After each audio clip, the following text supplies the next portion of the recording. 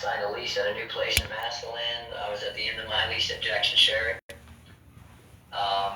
Unfortunately, I ran into a slumlord situation. I had signed the lease. I paid my first and last. I got the utilities turned on in my name. I, as well as, I got about around like $1,500 worth of materials to do some renovating and such to cover some of the security deposit. This is Rodney. Justin? Yes, sir. When you say slumlord, when you say your housing, what's the rent looking like these days? When you say slum? Now, for slumlords and for like the lower end, for those that are impoverished and stuff, I mean, like that cheap rental rate right now currently in our area is anywhere between $750 to $800 to $900, and that's on the low end. That's on the low end, and it's not. And we're not talking about. You're gonna have problems. You're gonna have maintenance issues. You're gonna have, drippy pipes, leaky roofs. Moldy drywall. And it's rampant all throughout Canton, all throughout Stark County. Was he willing to come? Was he ever trying to give opportunity to fix it, to make it better? No, what the issue was with him being the slumlord, unfortunately with him, is that he had me sign a lease, but unfortunately didn't ever evict the prior tenants. What? Wait, hold on. What? Back up. All of us need to go back over that one. Yes. So wait a minute. You're telling me that your kids, you sign a lease to get your children into a better place, as any father would try to do. You go in. The other tenants are still there. So what do you do with your children at that time? I'm in between places. I was stuck in between Jackson Sherry. I called for help for everyone. Everyone I talked to. Who was everyone? I talked to Massillon Police Department, Canton City Police Department, Stark County Sheriff's Office, the Massillon City Prosecutor on January 26th. Excuse me, July 26th. I apologize. I got the date messed up. On July 26th, 2019. I went there because I've had enough. I'm almost a month now out of my lease. I'm going to end up getting evicted from Jackson Sherry. I've had literally everything we owned that day got stolen by these people. And the people that were there, unfortunately, were also druggies. They were meth users. They were treating it like a damn halfway house. And there was about a dozen people staying there at any given time. So, I'm sorry. When you talk to Canton City about this problem personally, about the issue you were having with Canton City, who downtown did you talk to about this in administration? Downtown, they couldn't help me because unfortunately it's out of their jurisdiction. The house was in Massillon. I went to the Massillon Police Department. I was talking to, at that time, the chief, deputy chief, who no longer is currently there any longer. I then went to the Massillon City Prosecutor, because again, everybody did the same answer. This is a civil matter. There's nothing we can do for it. How is this a civil matter? So the people that arrested you were Canton cops or Massillon? What do you mean? The initial thing when you got stopped and the kids in the car. It was Canton. Those were Canton. Oh yeah. Yeah, that was Canton City. Let me go back to Canton. When they took your kids with CPS, like Justin's kids. Why? What did they do to get your kids back? What did you have to do through CPS in Canton? No, February they never took my children that day. They got in their car and left. After causing all that shit, they opened a false case. The CPS caseworker sent me a notice 3 months later saying, "Oh, you're a very well bonded father with your children. You're doing an amazing job. We encourage you to keep doing what it is you're doing. From this point on, let you know we closed the case out." And then 5 months later, as the case that got opened up by the Massillon prosecutors on to get the sparters out of my home. Question, Justin. This is Rodney. February 13th, 2019. You said your kids was 8, 5, and 4. You said they were interviewed without you. I believe in the state of Ohio, you have to be a parent should be present for underage kids to be communicating with them. Yeah, so they violated that. We would think that. Yeah, we would think that. Unfortunately, again, what did your lawyer say? Especially in the city of Canton, we have no First Amendment rights. We have no due process. What did your lawyer say about that? Because that's crazy. What's a lawyer? I mean, I know, A but liar? I know, but I'm Liar. looking for that lawyer to say, hey, you cannot, interview these kids under a certain age. I'm looking to hear that. So let me And ask you- ordinance. This is the issue. They know what they did that day was so wrong that again they didn't do anything. They let me out of the car, let me out of handcuffs, and drove away with a hell of a verbal lashing on top of it. With that being said, their retaliatory actions of the city of Canton is what is at epidemic proportions. We're talking mafioso Gestapo tactics. Okay, we couldn't get you that way, so now we're gonna retaliate. And they target the most impoverished. They target those that they know don't have the, possibly the financial stabilities or the foundational base to be able to fight back against them. And that's who they go after. And what they literally did, because they felt some type of way about the complaint filed against them, they went and made their own false accusations to an agency that they coincide and collaborate with on numerous occasions to do this. And off of the complaint, I get a knock on the door and they open case. So, do you believe that you and your friend's case are similar, and going to the retaliatory strikes, you might say, of the Canton police? Yes, very much so. Canton City Police on July 29th, 2019, 4 days after they made me, CPS, made me go back to the Jackson Sheriff community, to my old apartment, that even after being informed, look, we're going to get evicted if we stay there any longer. I need to move into my home. Can you please get these squatters, or help get these squatters out who had children in this home and who unfortunately also had open case plans with this agency. And there was nothing they can do for me and my children. There was no temporary place they could have sent us. They didn't put us up in a hotel for about a couple of days so I could figure things out. Nothing. Here, we're just going to shove you back in your old apartment, and we'll be back with a bag of toiletries in a couple of days. So did they not offer you, the other people that were inside the home, to bring CPS because they had children and doing drugs? Was that ever done? Nothing. The whole entire investigation went directly in attacking me and trying to go after me, saying that I abused the squatters' kids because after almost a month I turned off the utilities because I wasn't even staying there and I'm paying the bills. It was madness. But on the 29th, the Canton City Police Department, 4 deep, show up to my home with 2 caseworkers by the name of Bree MacArthur. And that name, I want you to mark that in your notes because her name is living in infamy on several cases that we have all throughout dating back since 2019. And a Katie Pavick claiming that I'm under the influence of methamphetamine. Can't show me a damn drug test stating this.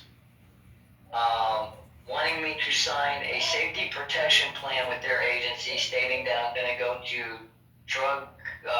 group drug therapy or counseling, color-coded drug tests. And you also got to keep in mind, this is from someone that's never touched a hard drug in his life. I never had a drug history. I have never had a drug charge, paraphernalia. I am one of those people that are adamantly against the drug epidemic that's taking place. I don't like what people do when that shit happens. I'm honestly a victim of the cause and effect of what that does to families. And how did you meet Josh? Josh came to me after I got my kids back and such. I started advocating. I found, learning about the system, learning about, the failures in which, what's set in place and why this happened to me, and to make sure that this couldn't happen to other people and how I can fight back. And I'm teaching others, and that's how Josh came into play. He saw our group and got involved, and started documenting, started protecting himself, started getting his paperwork together. He joined a rally with us that we had. That was on March 28th, 2025. And that's when he really started getting involved and actually got a real eye-opening experience about, the corruption going on here with the Starr County Child Protective Services and the extent of them using the Kansas City Police Department to cover for them. Do you think that Josh was discriminated against because of skin color? Absolutely not. No. You think it was based I'll upon tell you, just about the CPS workers? Because you're aware they took his child, has Yes, not gotten his I- children back yet.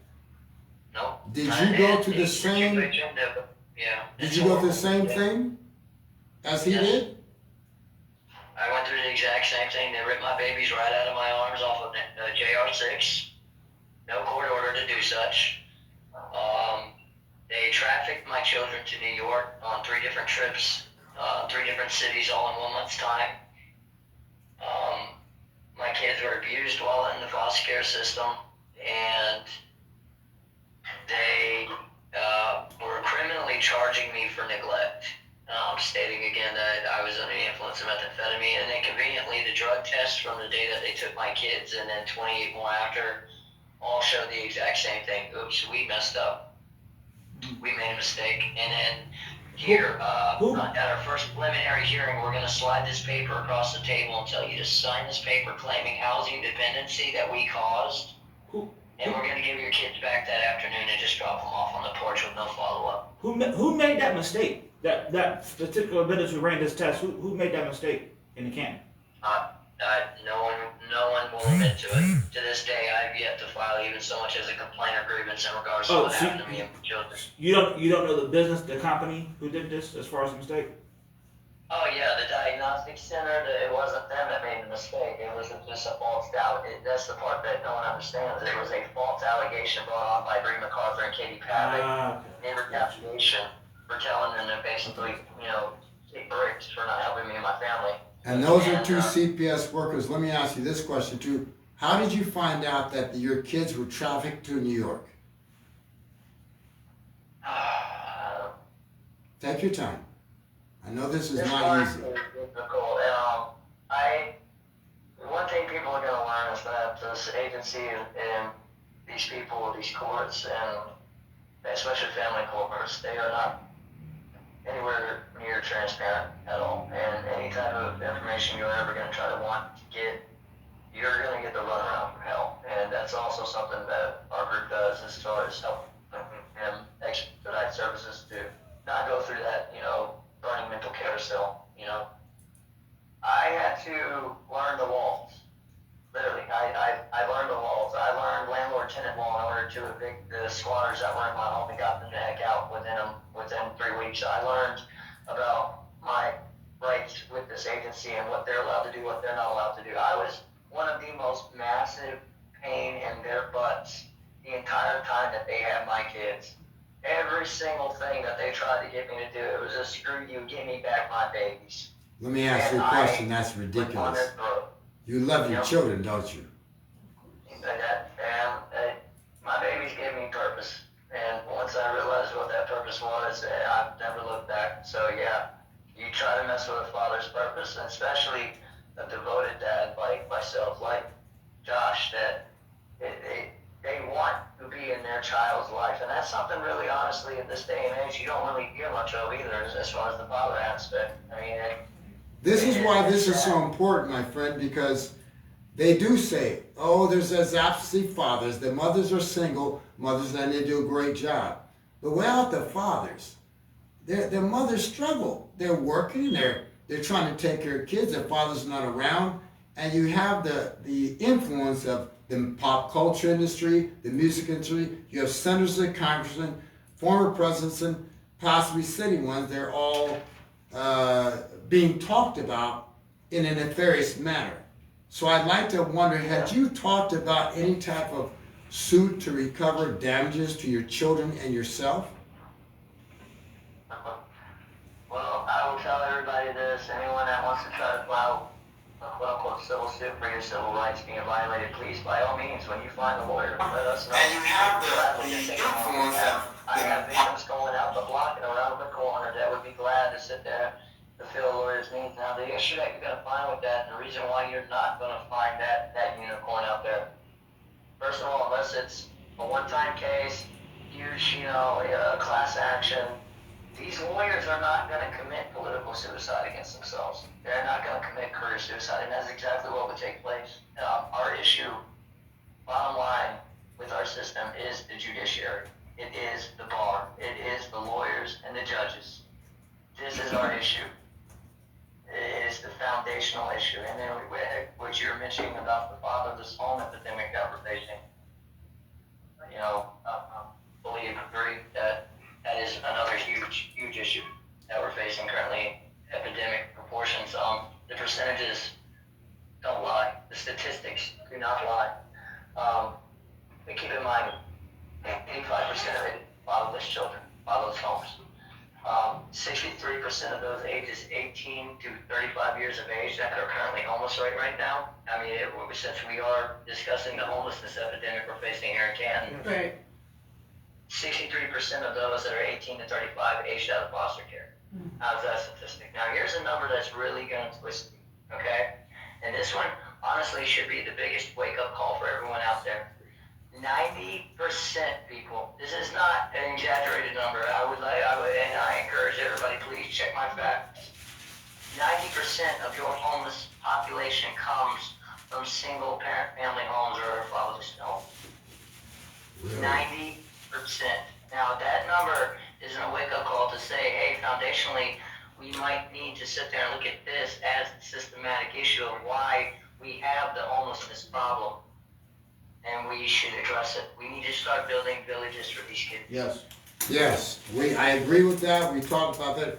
Question again, how did you find that your children were trafficked to New York? I was able to get the discovery file and the activity logs that they tried to hide. Now, unfortunately for me too, I to this day have not been able to obtain the remainder of the activity logs. They conveniently end the day before the first trip to New York starts. And I don't find that to be a coincidence. So you believe CPS took them to New York? I believe that the foster family that they placed them with did, yes, traffic my children to New York, because it doesn't really make much sense why in a 1 month time, how many family members do you have to go visit 3 different cities in New York of Cicero, Buffalo, and Chicotagua, I believe was the other one. And in 1 month's time, visit all 3 of these cities in 3 different trips to this state. That's over a 500 square mile radius separation between them. It doesn't make sense. And you just received these children not even 2 weeks prior. Are you aware that human trafficking in Canton, Ohio, in Ohio, is the 4th largest in the United States of America? Human trafficking. Canton, Ohio. Yes, and then if you want another scary stat, people, ladies and gentlemen, here's the truth. It has been federally deemed as of 2020 into 2025. And again, I would encourage everybody, please fact check me. Anything I say. Ohio has been federally deemed the #1 human trafficking hub of the nation. This is not a scare tactic. This is not over exaggeration. This is the truth. And the reason is because of our intricate highway systems that we have set up. In 24, 48 hours, north, south, east, west, you are gone. You're gone. The reason I asked that question is my friend from Oregon was trafficked. She was trafficked here. She was trafficked in New York. She was trafficked everywhere. Dallas, Texas. There are people like the people in the Mormon church told me that they're using your friend for science. Now that's a shocking statement. The problem is that they're just not using children. That's the big lie. They're using adults, using middle-aged children. They're using adults, human beings, because like my friend up there, Mormon, that said, he's a well-known person. His name was Bruce Widener, Weidner. He said, Richard, they're using your friend for science. I said, my friend Cameron Belcher, she was in her 40s. They use, unfortunately, I thought that Oregon, Washington, California was #1. Oregon has a bad trafficking problem. We found 24 sheriffs and police in 4 different counties: Clackamas County, Washington County, Multnomah County, the largest county there, and Lane County. She called them the 24 robbers. She was trafficked to New York. She was trafficked to D.C. She was trafficked overseas. So when you say New York, it makes me think when she would say, "Go Yankees, go." Question: did they ever try to drug your children? That's the thing. My children have. It's like a complete blackout. My children, we were enrolled in therapy after. They only had 3 of my children for 2 months, and when I say that these people, my attorney didn't even show up to the hearing. My attorney didn't even show up. What was his name? They just sweep it under the rug. Her name is Miss Gardeo. She is now a sitting court judge. She's the sitting court judge now. Yes. No, baby. No. Regular, no. Is that here? Was that here? No, I was just talking to my daughter. No, the judge. Was the judge here in Canton? Stark County, yes, sir. And was that a paid lawyer at the time? That lawyer that she was given to me, no, was appointed by the family court. And she was absolutely relieved to hand me that paper and look, if you sign this paper claiming housing dependency, now keep in mind, CPS, what they did was they conspired with Stark Metropolitan Housing Authority to have me evicted for $44 in our time of crisis. After they snatched and kidnapped my children, after they helped me with the squatter situation, after they accused me of being a drug addict and a neglectful father and trafficking my children, they decided to conspire with Stark Metropolitan Housing Authority to say, in quote, on the transcripts, they are going to screw me. And they did. $44 is what I was evicted for. Have you ever heard of anyone being evicted for $44? Not $44. And the judge approved this. The judge approved this? Yeah. Yes. It all went through. So let me get this right. You got evicted for $44? I have the whole file, all documented. $44? You still there? You still there, Josh? People are crazy. Justin. It was a typical, they refused my payment. They refused me to stay a few days extra to figure things out. They, again, it conspired with CPS to say that they were going to go out of their way to screw me, and they did. Let me ask you a question. Justin, what did you have a question to? A statement? Josh. Josh, sorry. Justin, will you explain to them about due process in family court? He said, would you explain due process in county court? There is none. And I'm going to just put it really simple to you, okay, people? When you go into the family court system, okay, here's a Hiroshima bombshell that I'm going to drop to the nation. That we're going to drop this here on the Family Court for All Warrior Project. We're doing a big special, an expose on this. Okay. After we do our national audit on the bar for lawyers to pass the bar exam. Did you know that there is not a family court section in the bar exam? And to make matters worse, it's only on the multi-state exams, which it's an essay question. But no, there is not really anything on the bar that's related to much of family courts. So with that being said, that'll tell you as far as jurisdiction-wise. Now we tell everybody, family court, you want to stay pro se because in Title 4D and 4E, if you read the contracts, okay, of the family court system, and this includes as well as probate, they are contracted to look out for the best interests of the court, not your children, not you, not even themselves, but the courts. And what is better for the court and the system other than the monetary gains that they get from it? And they have turned our children and our families into commodity. And it's a national epidemic. This isn't just happening here in Canton and Stark County, but it literally systematically was designed and set up this way, incorporated our foster care system. We call them foster mills, not foster homes. It's literally like puppy mills. We have them in recordings on their own internal training videos throughout the nation saying that it's quantity over the quality. These are our children we're talking about, people. And we have the trafficking, the cash for kids epidemic. We have 5 different states currently right now where we have with them funneling, funds into private LLCs or trusts and money laundering. I was going to say they're laundering money, they exchange for kids. Are you aware that 469,000 that kids disappear close to that number in Ohio, in the United States, every year. Yes, and currently right now, here's another statistic that like I say, I encourage everybody, knowledge is power. I would not be able to do what I do on a national scale level if I was not knowledgeable on what it is that I'm out here fighting against. What better way to learn about my enemy and be able to know its ins and outs in order to defeat it? Statistically, Ohio is ranked 5th in the nation for children right now currently in foster care system. Wow. 5th, Peter, 5th. And a number of just over 16,000 children currently right now in the state of Ohio that are in Child Protective Services care and the foster care system. Josh, you have a question, a comment, please? Can you explain the Aaron Burns? Is it Burns? His last name? Yes, sir. Yeah, Aaron Burns, his situation. Yeah. Hold on. Can you explain the corruption with the police on his story also? Sure can. Please. It's in much relation to the grievance procedures and processes that we have with the City of Canton Police Department and lack thereof.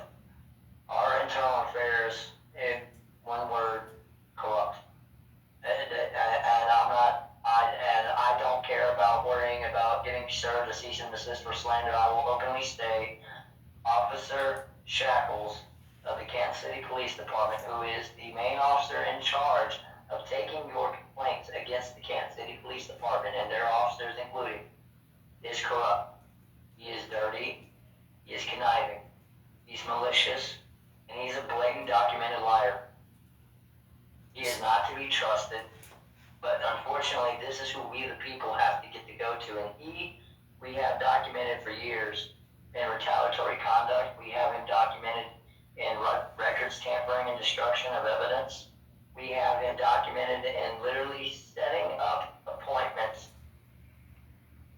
to come and file grievance with the Kansas City Police Department between himself and even Chief John Gabbard, and set people up to be attacked when they arrived at the city building, and then sweep it all under the rug and say basically it didn't happen, and then also deny that person the complaint, the video footage with numerous records requests, the police call logs to it, and say, oh, well, no, we don't have it anymore, it was past the retention period. But keep in mind, that person put that records request in 2 days after the attack took place with 4 personal inquiries, only to get attacked again on the 4th inquiry. And again, to this day, never filed a grievance. Explain attack. Explain the word attack when you say you're going down to file a complaint with the city police. You want video body cam, you want to make a complaint. Attack means physically attack? Physically attacked. I went through the security and went through the metal detectors, gathered my belongings. I walked to the elevators and pressed the button. And as I was waiting for that elevator, all of a sudden I am surrounded by 5 city bailiffs telling me that I am not allowed to be in the city building and I am not allowed to enter the elevator. Numerous times, these officers' names, the 2 that engaged me first and went hands-on first were Officer Yeager and an Officer Butterfield, both of which, mainly Yeager, was the one saying, I'm not allowed to be in the city building, I need to leave, repeatedly telling them I had an 11 o'clock appointment set by the chief. The chief police told you that you weren't allowed in the city building. Did that come from authority within administration, or did that come from Chief Galbert? No, to this day, they refuse to acknowledge who gave Officer Yeager the order or reprimand to tell me that I'm not allowed to be in that city building. But I can assure you, very well documented, that it was none other than Jason Reese, your Kansas City Law Director, Right. who I have documented in retaliatory acts and conduct since all the way back in 2022, in my first engagement with the man in trying to obtain some type of grievance procedure and what's happened to me and my kids. Okay, question. The city buildings, that's public buildings. Last I checked, sir, and you should have seen how much hell we had to go through just to get that thing opened up back to the public. People need to learn and understand that we do have a good old boy club here in the city of Canton, Ohio, Yes. and this is the truth. Governor DeWine opened up our government offices on June 17th of 2021.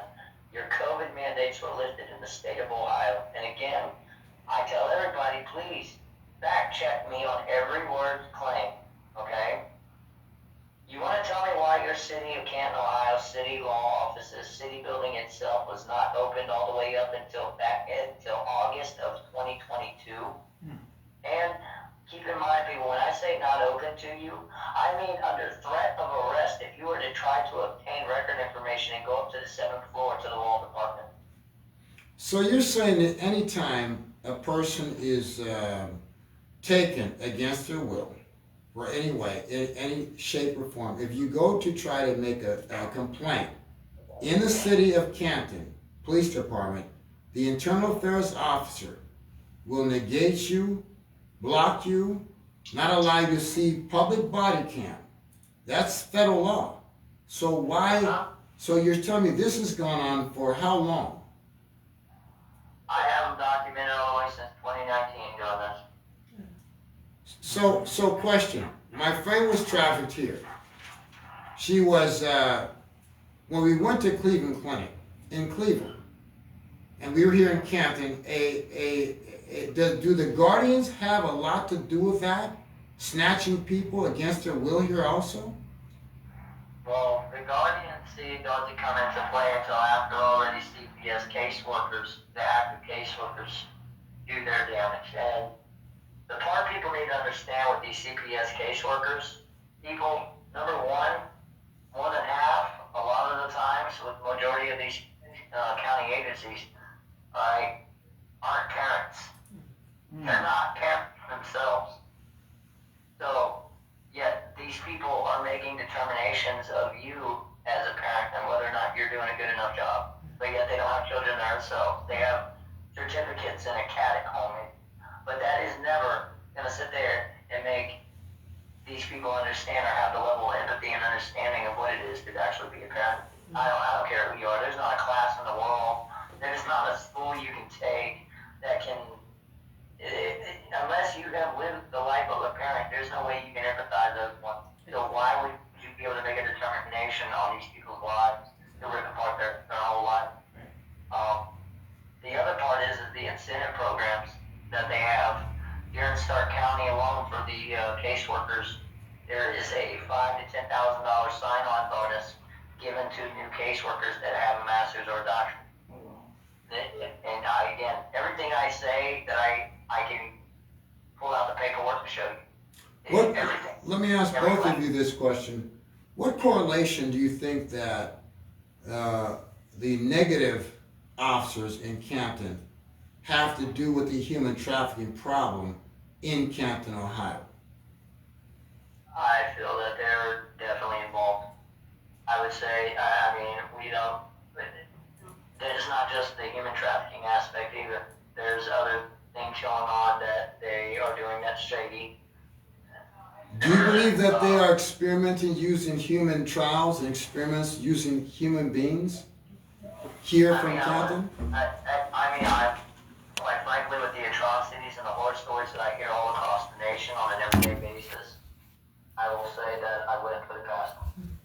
After everything that I've heard with everything going on, I mean, yes, I would not put that as, I would not say that people should look at that as conspiracy theory anymore.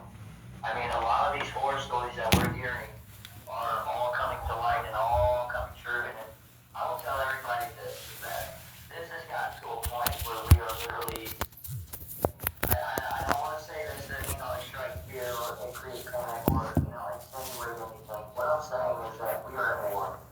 And this is a different type of war. This is a spiritual warfare. This is a battle right now that we're facing currently between good and evil, period. I have to agree with That is what we are currently facing right now. And the main thing that's on the line in this war, in this battle, in this fight, are these babies.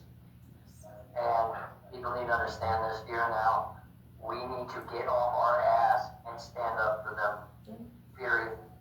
I'd like to add this to both of you and your audience that in Oregon, my friend Cameron Belcher, once you remember that name, she had a sister, Randy Belcher. beautiful women. One was murdered by the cops. We got to Cleveland Clinic. Mind you, Cameron and her sister were asked to create babies to sell overseas to people of wealth that could not have babies would buy these babies on auction.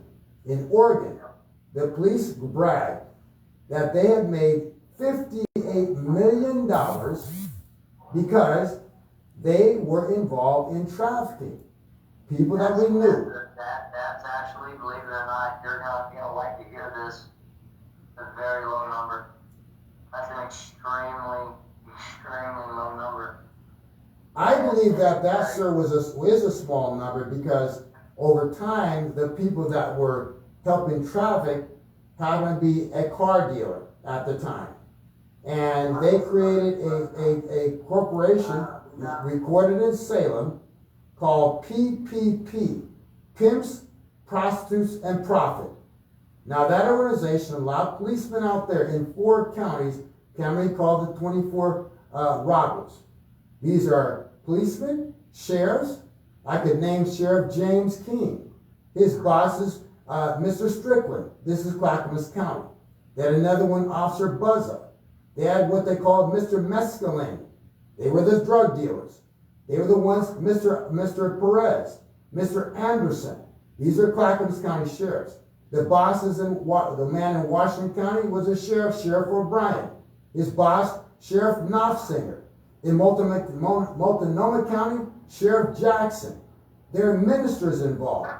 These are people that are part of the clergy that are supposed to know better. They would tell the ministers, you can go up the Furwood Road, you get 1 hour with these women and children. There was a kid named Kyron Horman. Look it up in Oregon. There was a child, Kyron Horman, whose mother received $250,000 from a well-known shoemaker's attorney. As a woman poor, get $250,000 because the child was being molested and raped by the former governor. The son is a pilot.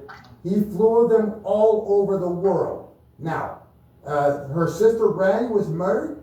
She had a kid named Paris. The reason we came here was to escape the persecution up there because we couldn't find any policemen to come out for her, and the ones that came threatened her. They took her to a place called Research 123 run by Emmanuel Hospital. The problem is you have all of these people doing these things. When we came down here, we got her she was taken by a guardian named Ellen Cafoy from our apartment in Canton here. She was taken to Mercy Hospital. She was transferred against her will to Cleveland Clinic. I thought that my friend Cameron, who I love very much, a black woman, she only wanted to know who killed her sister. 6 police officers did that at the behest of Josh Goldsmith's mother, the ex-wife of the former governor, Neil Goldsmith. Now, if you look up Willamette Industries, Willamette Paper, the Willamette Weekly at the time, they got a Pulitzer Prize because at that time, the former governor, he was the transportation secretary under Jimmy Carter. He was the reason why Nike Group got all their contacts for the Walk-Lion shoe. The problem is, there are people like Doug Hauser. He's the attorney for Nike Group. His nickname was Duganhauser. There's an officer up there named Mr. Mason under a geyser in a hole in the ground. There were different people that my friend said, Cameron, they were using her for science. This was issued by the Mormon Church, a man named Bruce Widener. You have to realize that there are different entities of the religious order. There's a senator up there named Senator Kurt Schrader. They call him the Dirty Curdy. That's his nickname. He's a veterinarian. In fact, when you read in Oregon that cows would come up with their necks cut, their balls cut off, it was from him. It was a warning to all the sheriffs and police. She called the 24 robbers, Lane County, Oregon, Washington County, Oregon. The man's name was Sheriff O'Brien. He was trafficking my friend.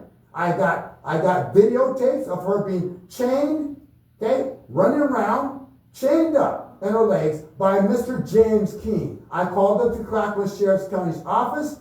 I asked to speak to Mr. James King. You know what the response was? He doesn't want to talk to you. I never met him.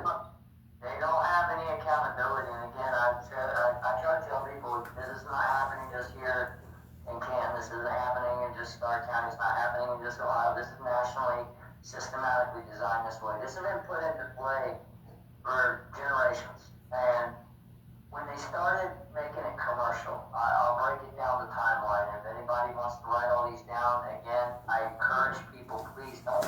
If you're doing it even out of spite, just to sit there and try to prove me wrong, please, freaking do it.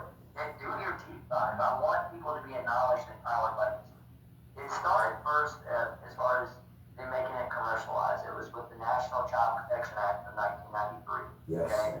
Yes. This where the system decided that, okay, we're going to make money out of the family courts. We see that we generationally have already broken up the family element now since the early stages. And, with that being said, now we need to commercialize this. So they initiated something, and get this, people, this is the crazy part. It was coming to the play into the progression known as the Oprah bill. Okay? And this was December 20th of 1993 that this was initiated. Now, that opened the floodgates for none other than the most notorious of all ASFA, the Adoption Saves Family Act 105-89, signed by none other than William J. Clinton, November 19, 1997. This is what incentivized and created everything to be able to have the courts and the family courts decide that they're going to start having the dictation and control of our families, our children, more than the parents do.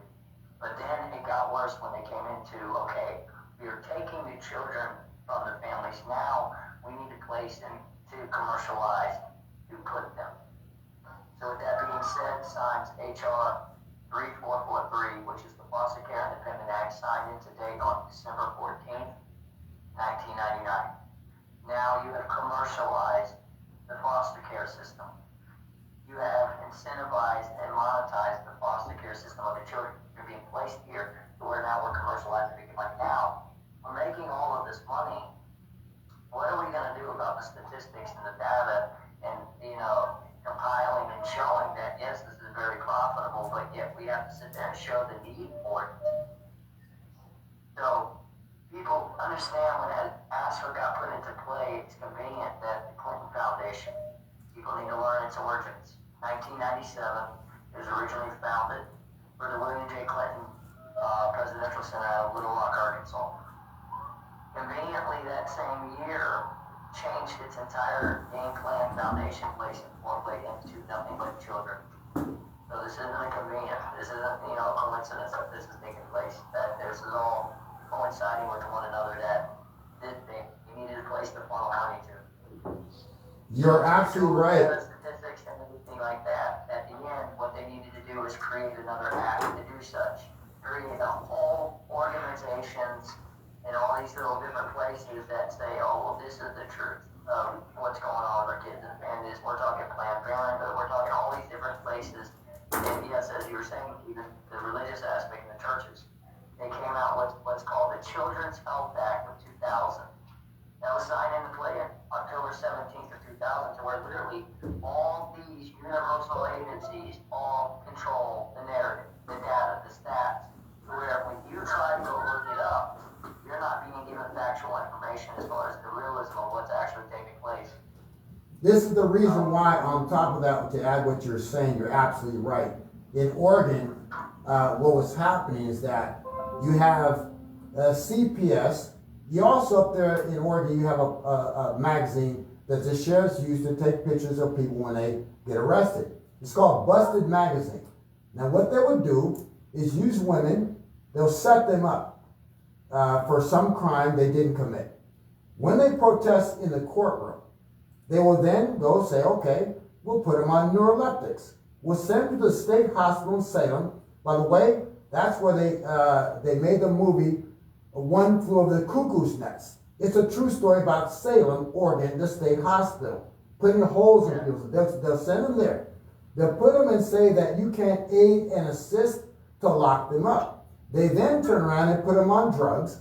They turn around and rape them in the homes like that. My friend Cameron Belcher was done that way. Then they go try to put them on drugs. They will protest.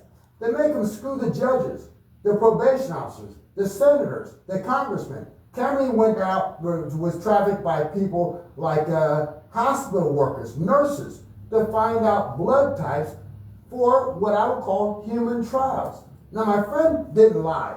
She only wanted to find out who murdered her sister. I was there.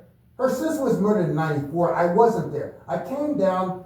I found out what happened to a grandmother who begged me one day.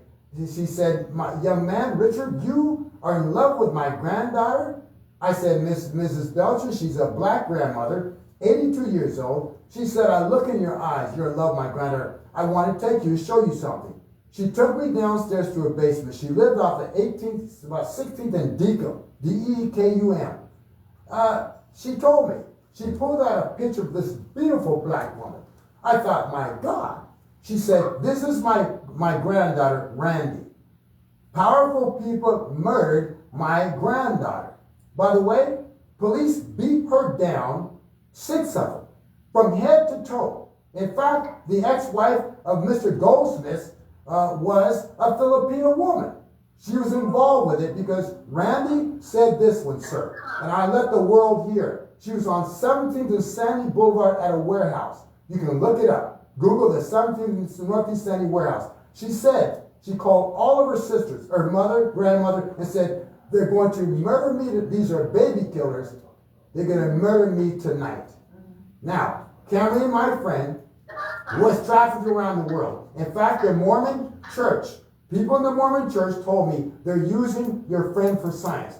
Cameron went, they put her on drugs, Zyprexa. She was trying to become a nurse. 100% that the Mormon Church 100% is responsible for I'm telling you the truth. When the Mormon church and the Catholic church, they were buying a church from another. They used my friend. They used cops. When we protested, myself, a man who's a white guy in Oregon, his name is Brent, okay, me, Cameron Belcher, Brent Webster, me, when Cameron had a car accident. This is a true story. It can be verified by records. They turned around and said to us in court over a car accident. At a break, there was 50 cops in there. Cameron knew some of the cops had murdered her sister in 1994. They used her kids against her. They used Randy's kids against her. And those cops in Judge Bouchon's courtroom, B-U-S-H-O-N-G, I can't make this up. Josh Goldsmith. Again, your story matches, people need to understand, your story is, I really wish I could say that what you're telling me is unique, and I'm not saying this to be unempathetic, but it's not. You have the governors up there, the powerful people around the country. They trafficked my friend to New York. By the way, they threatened us with murder. Who threatens you in a car accident with murder? Suddenly, in the middle of this, sir, the trafficking, Judge Bouchon, another judge comes in the middle of the proceeding. We take a lunch break. You know what Josh Goldsmith told me? I didn't know who he was at the time. He says, "You, the white boy, and the bitch," and excuse my French to all your listeners, that's his exact words, "are dead." I'm thinking, who does that? Who threatens with murder over a car accident? It wasn't that. He was the one that helped tear down and murder her sister. They trafficked her because she tried to find out. I was the one. Let me breathe. I was the one with her to make sure that I tried to protect her children. She was trafficked by people who are governors, who are sheriffs. She from Senator Dirty Curry to the man and his wife who funds the Republican Party right now. May they rest in peace, because it's the wife, Ida Vivian Twyman, didn't know what his husband, Pat Twyman, was doing. They formed a corporation called Pimps, Prostitutes, and Profit. It's recorded in Salem, Oregon. Basically, again, they are ripping apart the family element. This is systematically and purposefully designed this way. We have over 14,000 children currently missing Randy, before they murdered her that night, and they did, she was lodged in Oregon Health Sciences University Hospital. They threw her sister, my friend Cameron, over the Fremont Bridge in Portland. Threw her over. She said, "You're gonna kill me now, kill me right now." They threw her over the bridge. They thought she was dead. She was unconscious. They brought her out the water, like somebody jumped over the bridge. She didn't. They threw her there. This is cops. This is Josh Goldsmith's son, the one with a pilot's license from Oregon. They're trafficking kids to New York, London, the BBC. She has met all these powerful people, and I can tell you from Larry Ellison of Oracle, we had the Oracle dress, the bag. When we came down there, our apartment was sprayed. She was removed by a guardian against her will because she knew the truth. The Kafouris attorney firm was involved. Doug Dugenhauser from Nike Group was involved. Senator Kurt Schrader was involved. He's a senator from Clackamas County, Oregon. 24 sheriffs. They're all involved, sir. In Ohio, we are facing that exact same thing here locally in Canton. I mean, here, I'm again, serve me. And that's my public call out to the city of Canton. Any day, anytime, any way, that serve me when I am not being truthful. Andrea Perry, your safety director, she's been in her tenure for many decades, for many years. Well over 14 years now, all right? My friend Cameron, sir, had been here before she came to Canton with me. We went down to Cleveland Clinic because we thought she had cancer. I thought it's because the wound in her head came from throwing her over the bridge, okay?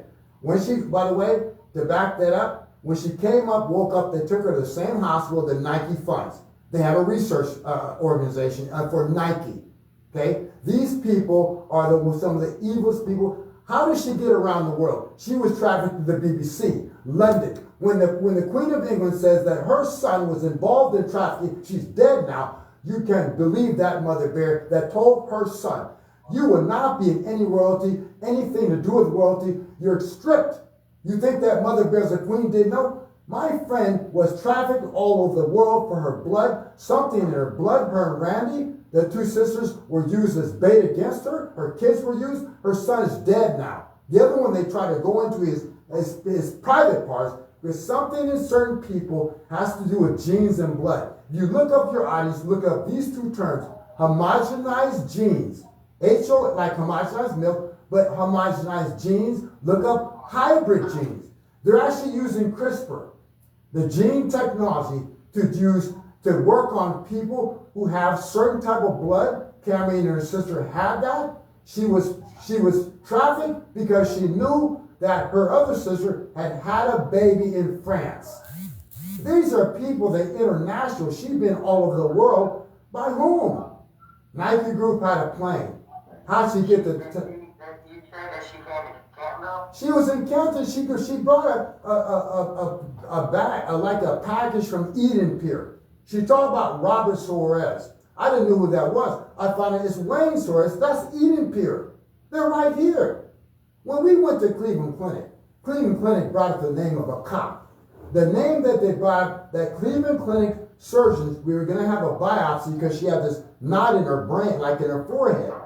I told them when we escaped Canton, Cameron, we have to go. We could not get help from the local police. In fact, when I called the dispatcher one day, I said, they're trafficking my friend and others to schools. I said, Cleveland High School in Multnomah County in Oregon, and Washington School in Washington County. The dispatcher told me, she said, they can't do that. My child goes there. I said, ma'am, who's they? Click. She hung up the phone. You cannot have this type of trafficking going on, sir. I was witness. I worked on a project across from a place called Kenilworth Park, 4402, 4404 Southeast 34th Avenue. But guess what? I am embarrassed to say this. My own brother, Tracy Gill, my own brother, Darren Gill, knew about it. They're in Washington State. My friend was trafficked in Washington. Here's what they do to women and children. They'll tase you, torch you, hang you by your neck, hang you upside down, tase you over and over to do what? To go to the St. Paul Rodeo, to twang like a black sister cowboy, or to have some sick senator congressman have him talk like a baby. Hugh this, Hugh. See, they were tased, tortured, a flatline with electricity. There's people across in that park that live next door, a lady named Diane. They will electrocute my friend, the flatliner, as much as they can. Bring her back to life. Flatliner. She has some kind of...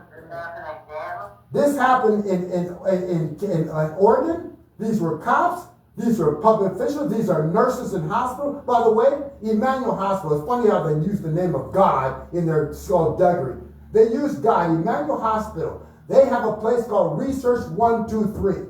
The cops were trying to rape my friend in a hotel, Motel 6, up off of East Powell Boulevard in Oregon. We lived around the corner on 3526 Southeast Front, around the corner from that place. Guess what? She ran out there frantically. Cops were raping her. She got in the lady's car and ran off. Guess what they did? They turned around and took her. I couldn't find the cops. I called one cop named Michael Cox. I said, "Where's Cameron at?" These were the cops that the city of Portland knew. The mayor at the time was Mayor Wheeler. His city council was involved in it. They knew they were protecting the Goldsmith family, that Mr. Goldsmith still has so much power. As a former convict, he's a felon, he's a pedophile. You can look it up because there's a Pulitzer Prize given when they investigated Mr. Goldsmith. It's not being in that they're protecting the pedophiles. They're protecting the pedophiles. They have different names. There are people in high offices that are trafficking, like my friend from D.C., New York. Dow Jones Industrial. It's bad enough that they're not even trying to hide it anymore. This is another aspect. I mean, our judiciaries are giving the pedophiles and those that take the innocence of the children like only 5 years probation. Last thing, sir, I share with you because I have to. That I had a inspector for our project up there, and she was a blonde-haired inspector. She came in to look at the project, and I'm trying to finish this up. Beautiful place, and I'm caring for my friend Cameron. You got to remember, when you have a white mother, Caucasian mother, a black grandmother, black father's not around the picture, 4 sisters. 3 of them are dead now. They used her son against her, Jordan. He's now dead. They put him in jail for 2 years while they trafficked her mother, using the mother against the child. If you don't do what we say, we're going to kill Jordan. These are from cops in 4 counties. She called the 24 robbers. They're former Navy SEALs. These are people that are supposed to be of the law. They're using, but you got to remember this too. The Bar Association, if you come after them, they'll go using what's called the Professional Liability Fund, the PLF. The PLF will go and hire another attorney to defend the attorney. Remember what BAR means. British Admiralty Registry. Remember that name. Bar Association, British Admiralty Registry. This is why you, Justin, Josh, you can't get no remedy. The Bar Association will hire an attorney. You have to actually go after suing their bonds. You have to go after the financial bond. We are nationally putting the call out. We are going after the bar. That is what our organization is going after. We are going after the ropes, the judges, the lawyers. And we encourage everyone, if you have filed a judiciary or bar complaint, okay, judiciary ethics complaint or a bar complaint, the magic number we are trying to reach is 2,000. We do not care if they are unsubstantiated. Matter of fact, we expect that. It's a 90% rate. So, send them. You have judges involved with both of your cases, with DHS. They're protecting the CPS workers. DHS is using children against the mothers against the children. It sickened me. They threatened us with murder because we exposed something that the former Nike chairman is involved in it too. You have Michael Jordan, unfortunately, that has Hong Kong. They have what's called the GOAT Academy. Where is it located? GOAT Academy in Hong Kong. You have people of basketball players, NBA players. By the way, haven't you heard from the NFL Hall of Fame about the human trafficking? Why do you have a commercial in the NFL Super Bowl about human trafficking? Why do we play the games but Canton, Ohio has one of the worst trafficking in the United States? Why do we don't have the Hall of Fame ever speak about players, women and children trafficked in this country because they're a part of it. Now, I don't care how many people that come at me. It's not even so much as that. You gotta understand, I have been trying to approach city leadership and county leadership for the likes of Richard Regula, Jerry Coleman, John Romanowski, Tricia Maley, the Ventrininis, who, by the way, you have a prosecutor in the family courts who is married to and or in relation with the leading deputy director of Child Protective Services, and tell me how that could be a conflict of interest. Let me know. I have approached city council, and I was one at city council when there was 2 people there, and they were still over at the Civic Center. Even prior to that, I was going and attending the city council because of all the crap that happened and the COVID mandates and the retaliatory action of the police and them conspiring with county agencies and county workers to take our children. They don't want to hear a word of it. Matter of fact, not only will they tell you that we don't have anything to do with that, they are, by this point, it's not ignorance. They are fully aware of what I've been trying to bring to the table and tell them. They just adamantly deny it. We have nothing to do with these county agencies, but my years and years of documentation, video, internal transcripts and emails, setting up surveillance against us to stalk us. Yes, here locally. We're talking CATCOM, we're talking SWAT team, we're talking Special Investigations Unit, Chief Gabbard himself, Safety Director Andrew Ferry, all conspiring to set up surveillance against us for speaking out against this county agency. You have to realize that this goes deep. You have Lyft and Uber. You have Fidelity National Title. You have First American Title. You have all these power companies. For some reason, you have all these agents from DC to the BBC to London. You have all these powerful Wall Streeters. You have Wells Fargo Bank, the Trust Department. The former president of Wells Fargo died this past year, 2025. His wife's name is Elizabeth, okay? They talked about bringing $40 million from Singapore, okay? Their friend, unfortunately, he's my friend too. His wife's birthday came up. They fund a lot of the Republican, I believe, Democratic Party. These are people that are supposed to be for us. They're the funders. My friend here is talked to one of them a couple Christmases ago. I have a question. I will tell everybody this. They are our system currently, folks, right now, our Constitution as is hangs by a thread, period. Right, It hangs by a thread. Right, It hangs by a thread. that's what I was gonna ask the question. What do you think about habeas corpus? Habeas corpus. Yes. I feel a judiciary for us to sit there and go to the mob, it's ridiculous. It's redundant, it's frivolous. What's the point of us, we the people, going to the mob, asking the mob to rule against the mob? They're not gonna do it. They're not gonna do it. And the reason why they're not gonna do it is because they're all complicit. It all falls back to the bar and the judiciary. And it goes all the way up to the national level. I mean, people, wake up. If you don't understand that the government is not here to help you anymore, okay? The government, and it doesn't matter who's in office. Don't get it twisted. Democrat, Republican, wake up. That doesn't matter anymore. They don't care about us. Remember what Ronald Reagan said? He said one day, you'll... Famous word. Right, Famous yeah. word. We're here from the we're from the government, and we're here to help you. The other thing he said is this one of his most famous quotes. One day, you sit your grandchildren in your lap and talk about a place that once had freedom. The problem is, we are not a democracy.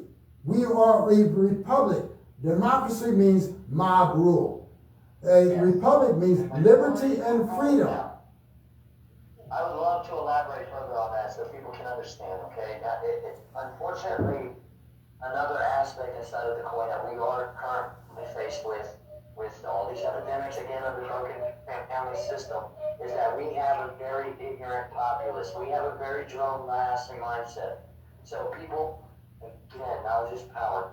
There is a massive difference. People need to understand. We were founded on a constitutional republic. That's right. Now, that is not to be confused with the Republican Party. Exactly. Okay? And that will be nothing to do with the Republican Party. We are not, nor will we ever be, and I pray to God ever turn into a democracy. Now, people need to understand why I am so adamant about saying this, okay? I'm going to give you a little bit of a psyche breakdown, and it's sort of like play-by-play scenario, as in, put yourself in this situation, okay?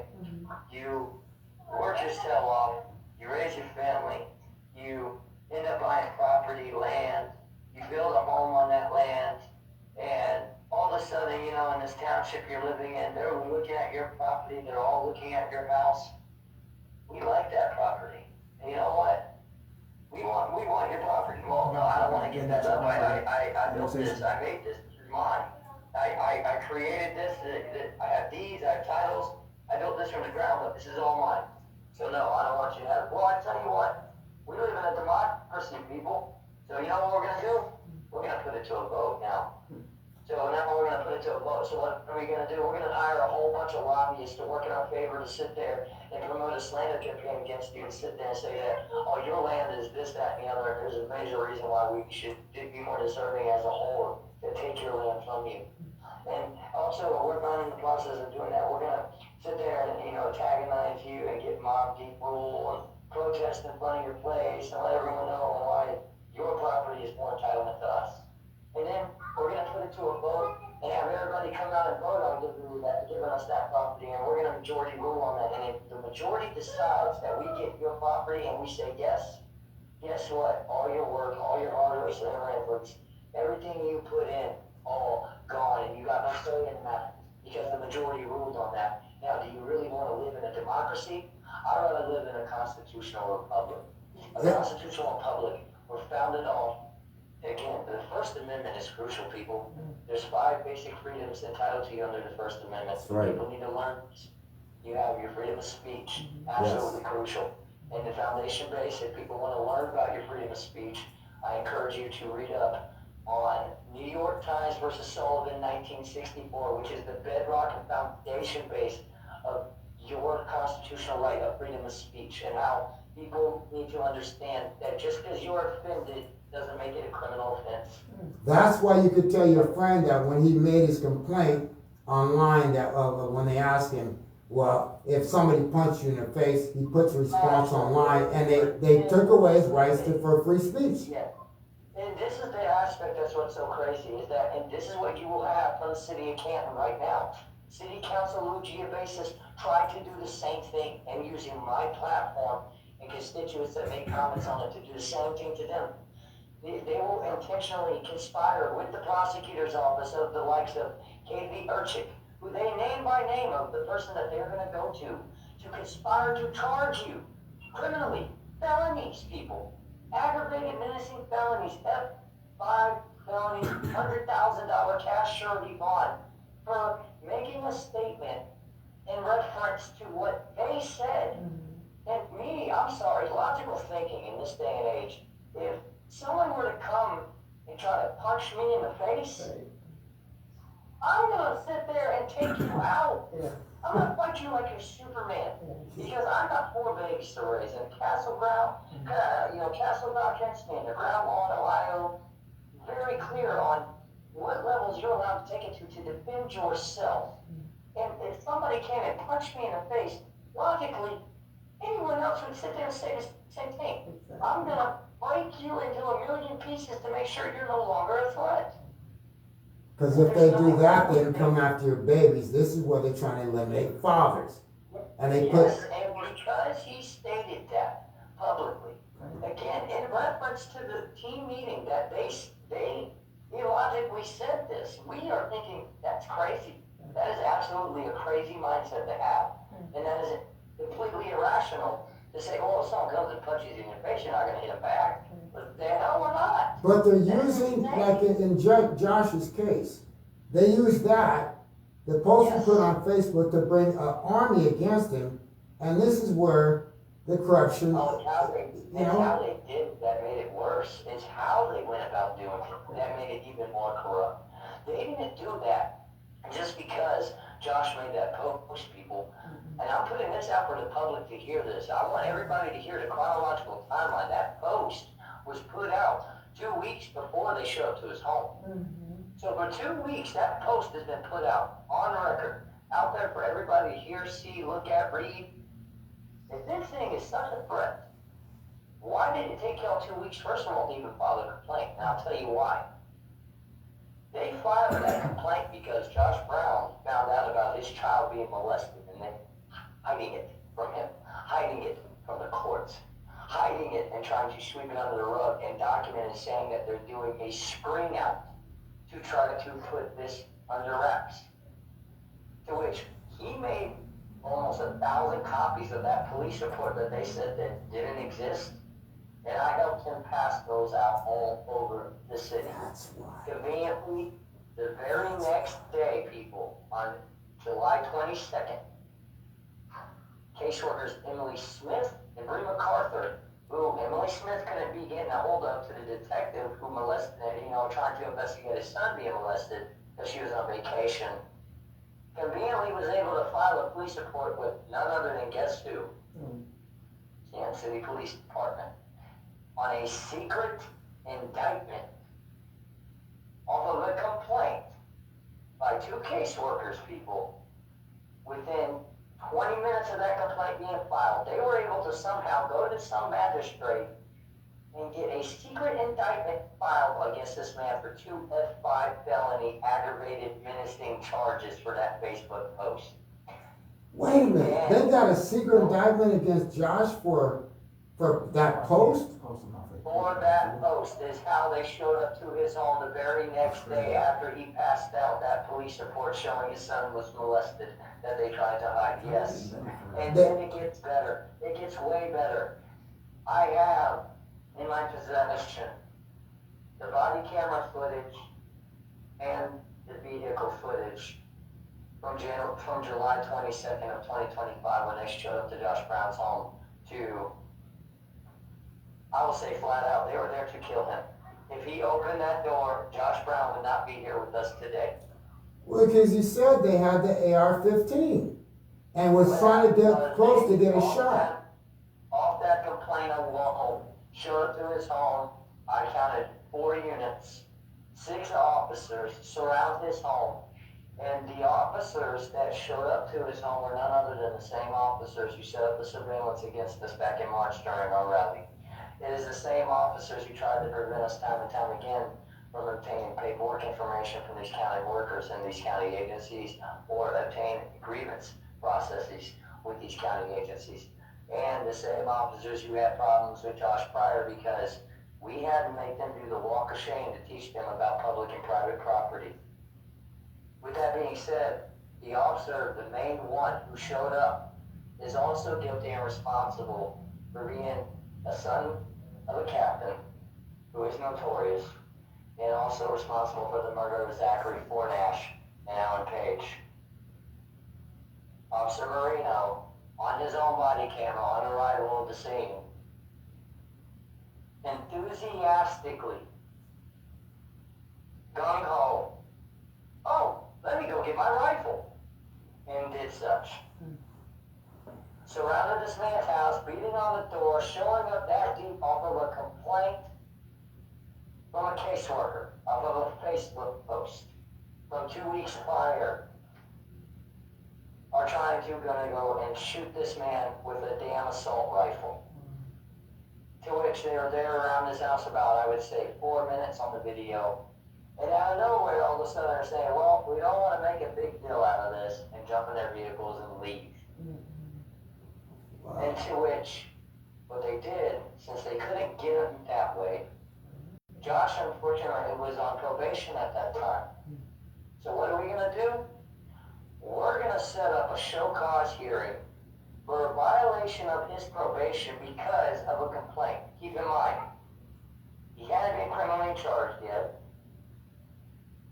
There's not even a warrant showing in CJIS. Just the complaint. They set a show cause hearing for him to be there on August 12th through Judge Caballas. We set up a motion to, we help him, through, legals and reading up on stuff. He'd sit there and file his paperwork. He wrote out motions. He wrote out affidavit of facts to counter the complaint being filed against him. Even pulling out transcripts of the team meetings, everything.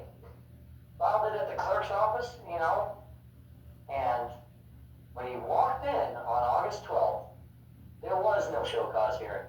He was immediately taken into the custody of the Kansas City Police Department and the bailiff standing there in that courtroom. Judge Cabolas made sure he was not present during that entire time until after Josh was remanded into custody and they took him into the back, and then that's when Judge Cabolas sat down on the bench and started proceedings for the day. Wow. Now, people, this is what you're dealing with in the city of Canton, Ohio. These people, when I say are beyond dirty, beyond corrupt, they will threaten your life, they will threaten your livelihood, they will threaten to take and kidnap your children if you don't play ball. They kidnapped people like myself and others. They came after my friend Cameron to kidnap her with guardians for no reason. They just did Yeah. recently. Oh, recently, I came home from my job. I worked as a people with disabilities, and because I was robbed multiple times at my apartment on Yale Avenue. I complained about it to the owners, and at one time we used to own it. The police did not believe me. They were there a few minutes. I worked at night, came back, and they decided that I was lying. I wasn't stolen from. So they decided to try to pink slip me to Mercy Hospital. Now before that, they called the owner of our company. They said, do you know anybody? Well, let me back that up. Actually, they invited me to look at police video in the car of people around the building after I told them to leave. 2 young officers. So I'm mad because they won't fingerprint. The room where I had Cameron K. Belcher stuff that died 2019, my friend that was trafficked, was in the back. I really touched the room. It was like almost a shrine. And I could see all these things missing. When I asked the police officer to leave, they left, came back. One older officer was citing a young officer, I think it was a Hispanic officer, and I just asked them, you're not going to fingerprint, you're not going to look, just leave. They come back and say, oh, Mr. Gill, would you like to look at some footage from cameras in the neighborhood? And then they asked me as I went out, do you want to go to the hospital? The hospital for what? For being robbed? Well, unbeknownst to me, they asked me after looking at this camera, I had a eye surgery, so I'm looking at it, it's hard to see it. Between the visor in the back, they didn't handcuff me. I say, well, do you know anybody knows you? So I call up the owner of our company's son. I talked to him about it. He says, oh, well, maybe he's crazy. He said something to some girl in the office or something because she abandoned her ship. They proceeded to take me to Mercy, but on the way, I said, this reminds me of 2018 when my friend Cameron was trafficked and she was trafficked and a guardian took her against her will from our apartment on Yale Avenue and shipped her to Cleveland Clinic, Mercy and then Cleveland. Same thing happened to me. On the way, the 2 cops stopped on the side of the road to discuss the name Josh Tanner. Josh Tanner was a cop, we thought. Well, they said the name, as they talked on the side of the road on the body cam, no, the name is Tosh Jenner. And they stopped, I think that's a cop or a sheriff. So we knew that when we came down in 2018 from Oregon, because she was being trafficked there, that I thought that the knot on her head was from some type of, from a knot from she being thrown over the Fremont Bridge in Oregon. It was not.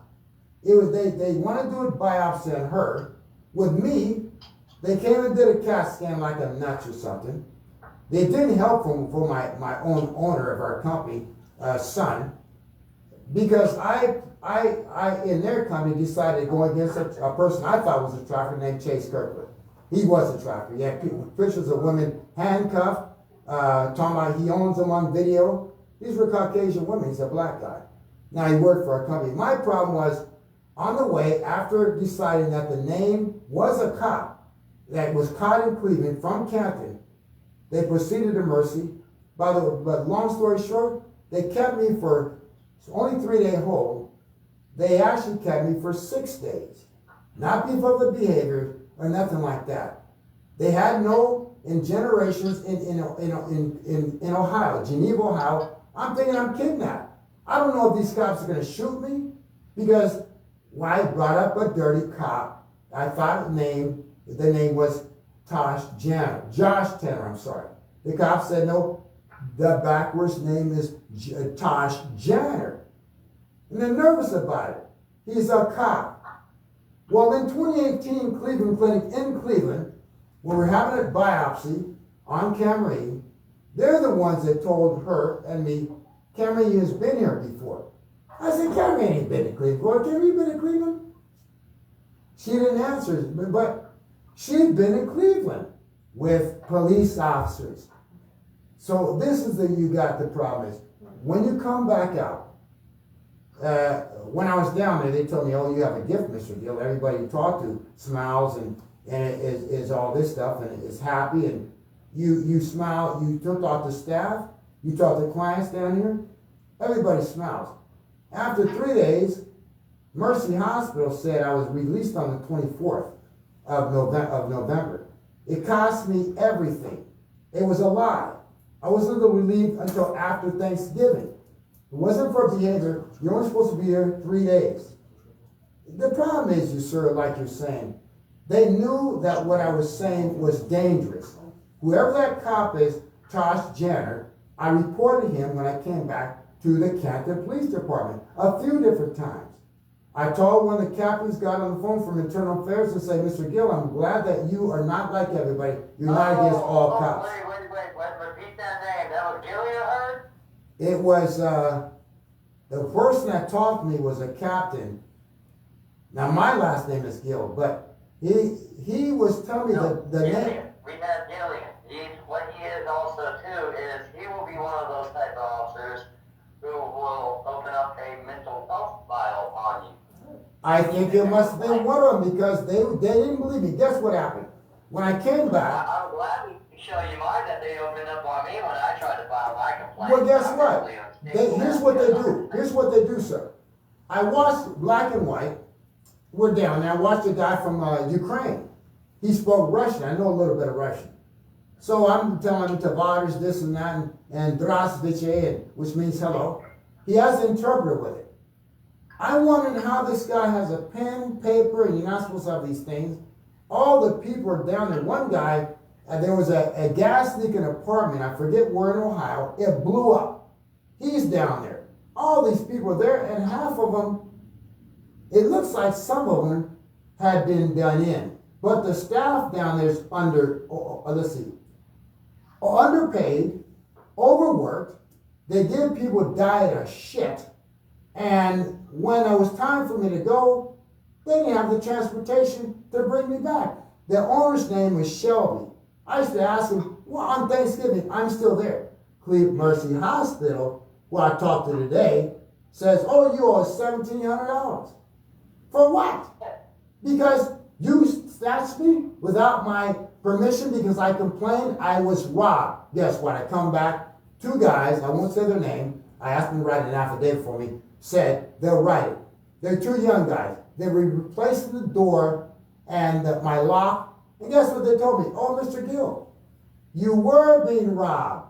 In fact, the owner, JLJ Capital, Josh Weissel, knew who the guys were. They were meth heads, drug addicts, with no teeth. They stole my unit, my stuff from my shirts, pants, food. They went to number 4 upstairs. They took out heaters. They took out copper from the refrigerator. They took out the water heater vent. Water poured down my ceilings in my unit. Yep. They knew I was being robbed. They told me it was other black people did it that used to live there. It was not. It was their guy they gave a key to. And I think because I knew what had happened. Number 2, we used to own the units. In order to have a management of any property in Canton, Ohio, you must be licensed realtors or you must be the owner. They ripped our building off in 2021 because nobody paid the taxes for 1 year. We had licensed realtors managing. Those same people brought in that man named Steve Dean Rock. He was a drug dealer. He was a trafficker, a white guy. You know what they did? They let him sell drugs on 1400 Yale Avenue for damn near a year. He was all the beautiful trucks, cars, the people from downtown. He was a drug dealer for meth, cocaine, and all the people downtown. All these nice cars coming up. The entire block knew about it. Nobody did nothing. When I called the police, they turned around on me, told him who told on him. They brought 9 cars one day, 9 police cars. I don't like people that sell drugs in neighborhoods like that. I want a clean neighborhood. I want the neighborhood to be clean. They cater to the criminals. They do. I'm sorry. The city of Canton caters to the criminals. I mean, you Mr. Dillon, just recently, I know got the budget. You see what they contribute with the millions upon. That's straight garbage. Millions of dollars to the police department. Straight garbage. Now, then deny the fire department too. Now, What?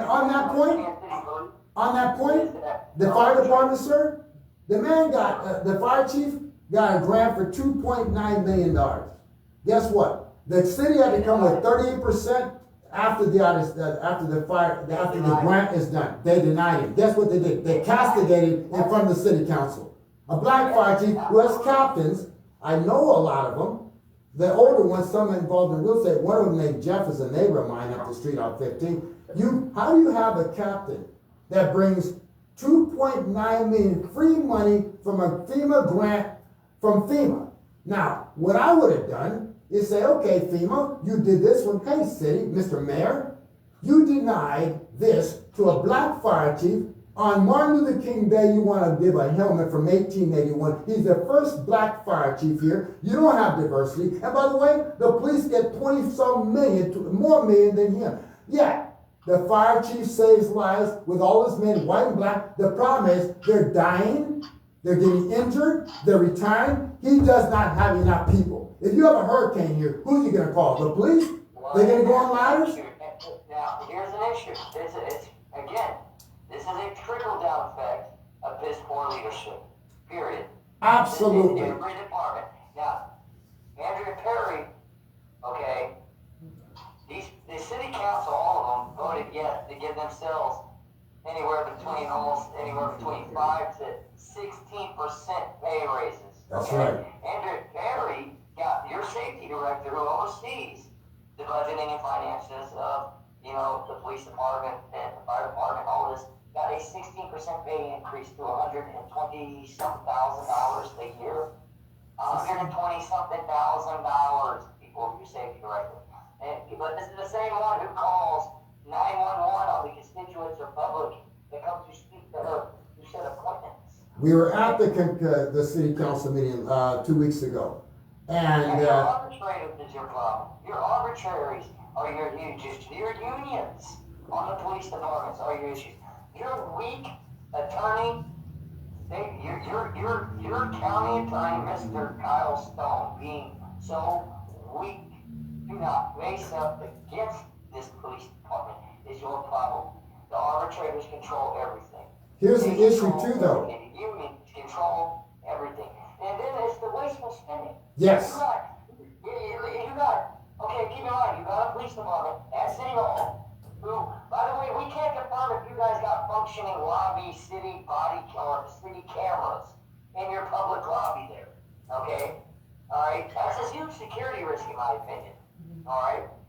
And it's safety risk for us. The problem is that we just got $70 million announced. Why do we have a substation that's only 1,070 feet away that was spent $165,000 in taxpayer money plus an extra $100,000 of private donation, $265,000 to a substation that's 1,000 feet away from the original station? How about the proposal to paint the alleys? Let's paint all the alleys in Canton. Outrageous. You can take and do like Mr. Trump called Mr. Newsom. You can do their model that Portland did also to make miniature houses. You can take $70 million for Hall of Fame. That's not going to work for the private group from Green Tree funding out of don't even get me started. Hold on. Let me finish. Hold on. Here's why I'm saying this. I came here. I came from a city of Portland that was just inundated with drugs and everything they made legal. You got a city council up there that finally decided we're going to make them illegal again. We're going to have police do their jobs because they're busy trafficking too much. But here's what you have in Canton. I'm going to paint the sidewalks, the alleyways. I have the firefighters that know what they need, because here's the problem with the firefighters. Not a problem. They save lives. The first one you see is the ambulance, the firefighter, then the police comes and coordinate. If you have a car accident, can the police use the jaws of life to get you out? No. Well, when they're telling you that there's... It's not like we haven't had a recent uptick in all these fires taking But place. because you're getting ready to, that's what you're getting ready to have. The person that hacked the fight, the Kansas City, was a person from Georgia. Go ahead, Josh. And Josh, go ahead. We're not go going to ahead. leave you out. And I know you know, because Because Josh told me. here's why. He told me a little bit. I want to know about that. I want to know exactly. Here's what you have on the top of that, sir. You can do like Portland did. They're building mini houses. You can take the alley money, as they want me to do some of the fans I know a little bit. You have billionaires in Oregon and Washington, ladies that would come down here, and guess what they would do? If we could get them to do it, they love to deal with ladies. I was trying to get the owner of our company, because I like how she does in her family business, how much growth she had. I thought, I'll get her to talk to these ladies. We'll bring down a bank. They own a bank. Guess what? They have the money. There's about worth $6 billion. Their first loan was from the dead Wells Fargo president. Okay, his wife is still there, named Elizabeth. Cries all the time. Oh, what do I do with this money?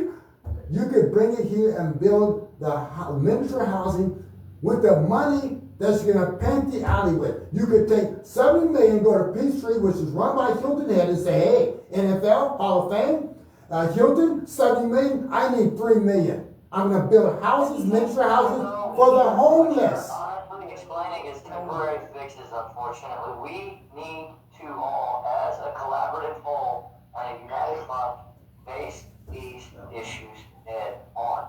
Period. We need to acknowledge our problems that we have and start working on the actual foundational issues that caused the homelessness in the first place. But you can deal with it if you deal with this one. If you take the homeless people, and some of them, they won't miss if they're trafficked down I-77. You have the largest budget in the police department. How do you have the largest trafficking?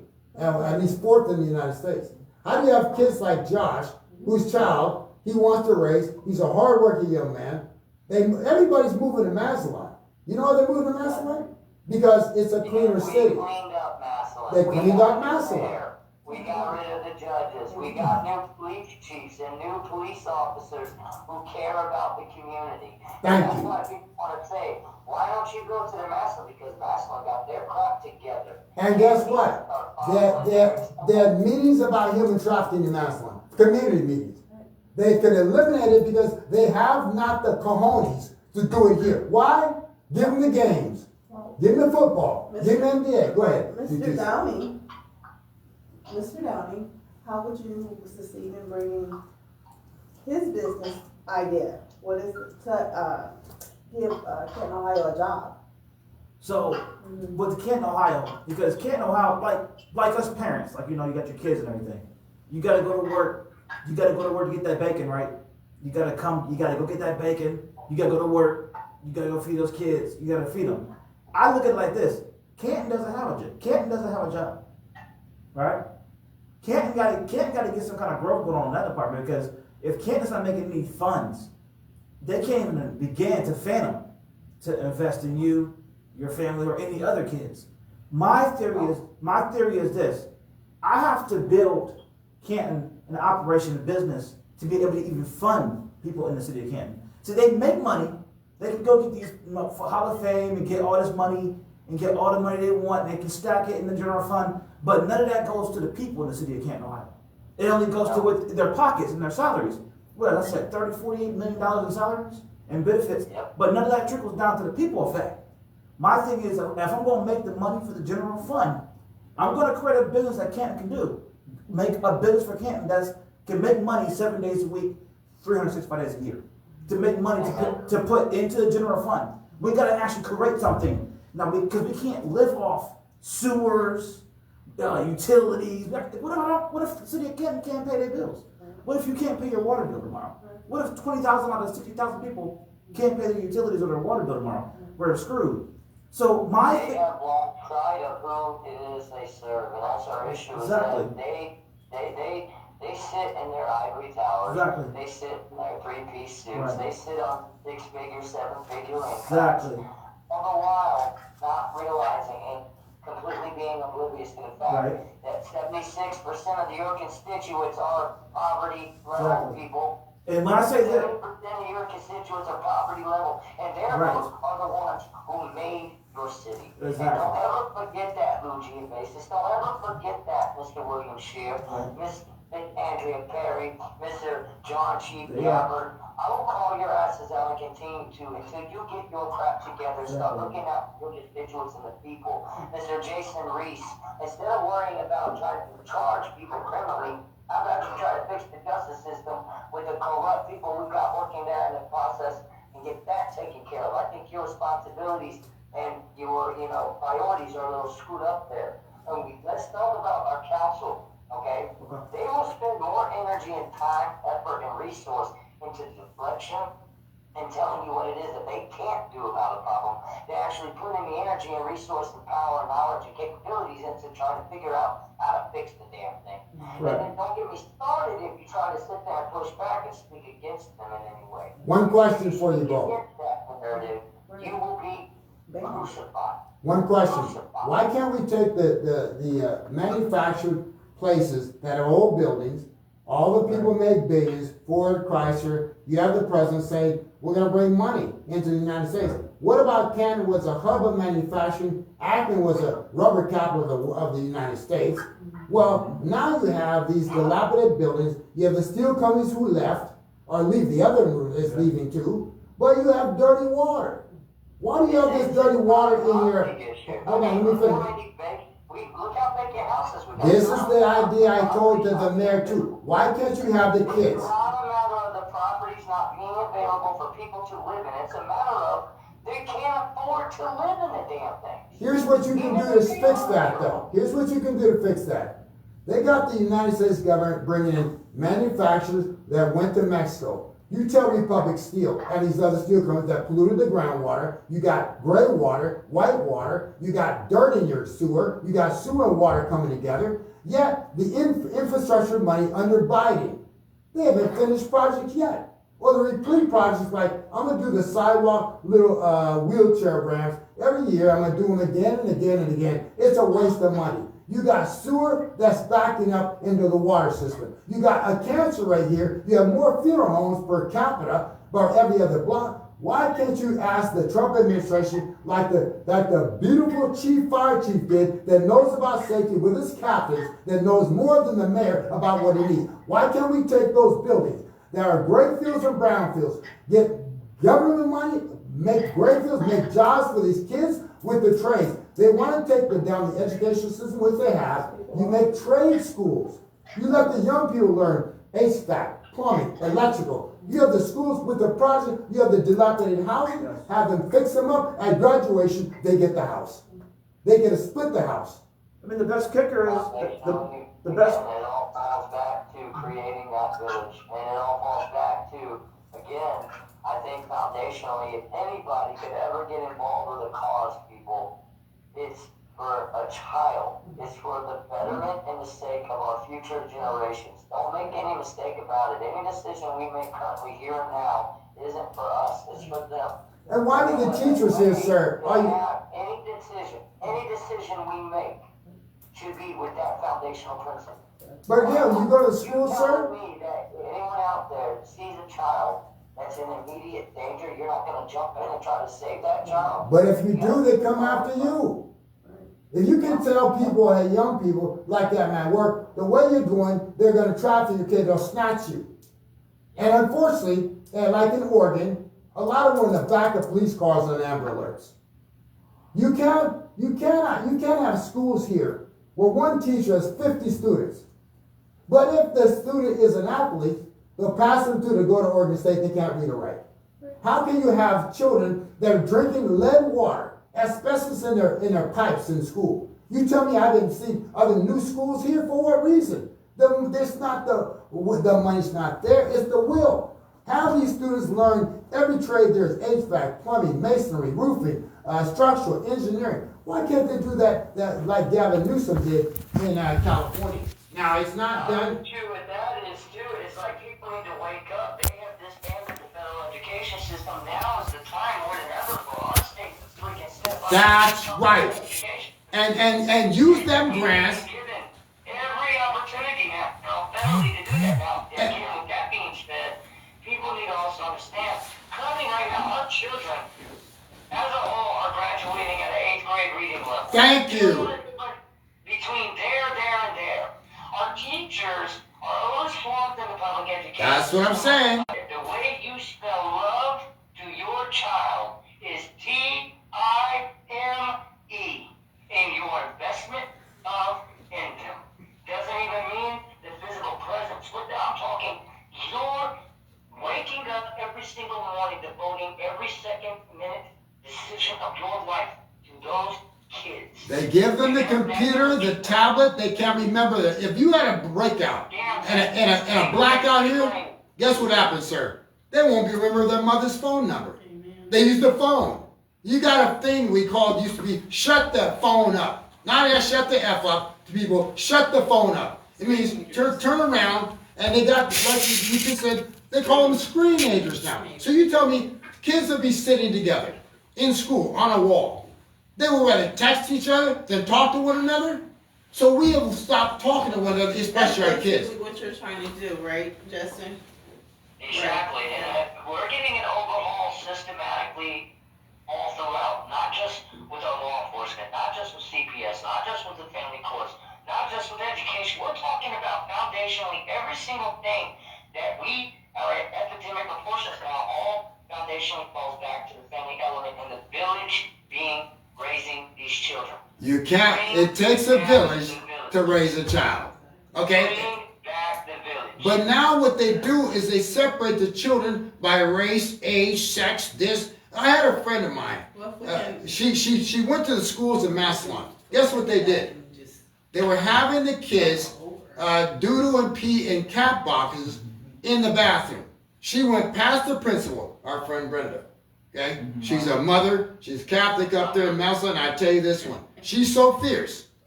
When they put a cat box in the bathroom, you know what she did? Oh my God. A cat box. Guess what she did? She went to the school. Hell with the principal. She knew the superintendent. He and her walked up to their kid's school.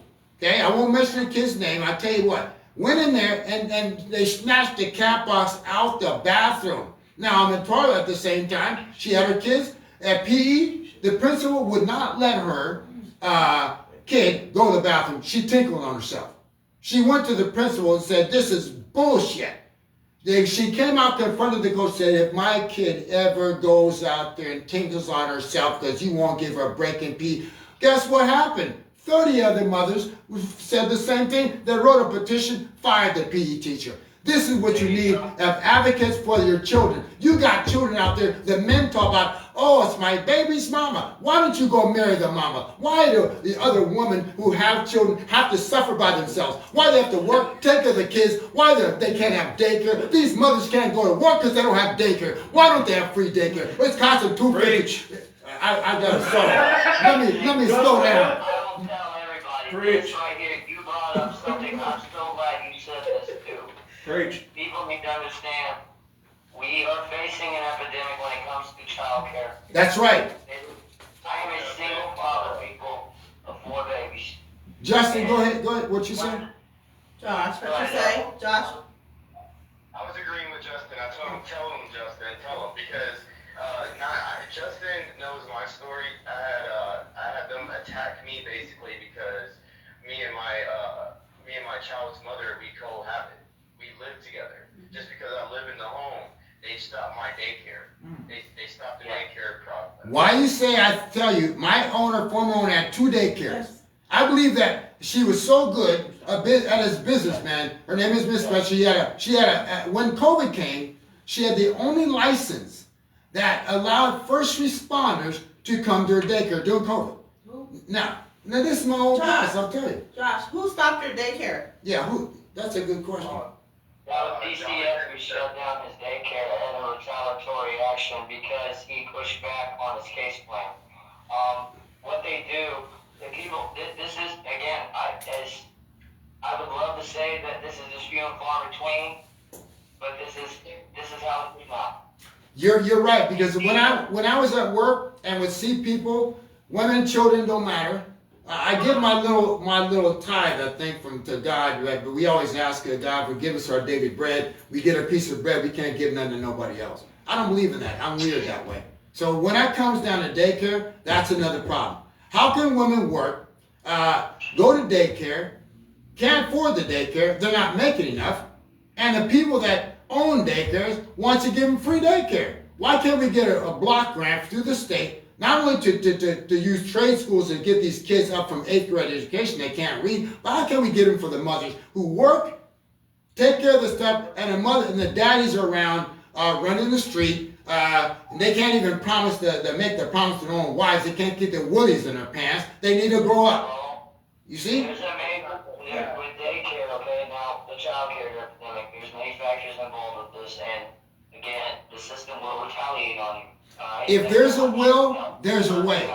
If we can build, a what do you call it in the White House, a ballroom for 250 million or something. You telling me that we can't split that money up to the states in Canton, Ohio, with its Hall of Fame? And listen, let me tell you, and Justin and Josh, if you both had your babies in good day, and you got to watch the daycares too, because they'll traffic too.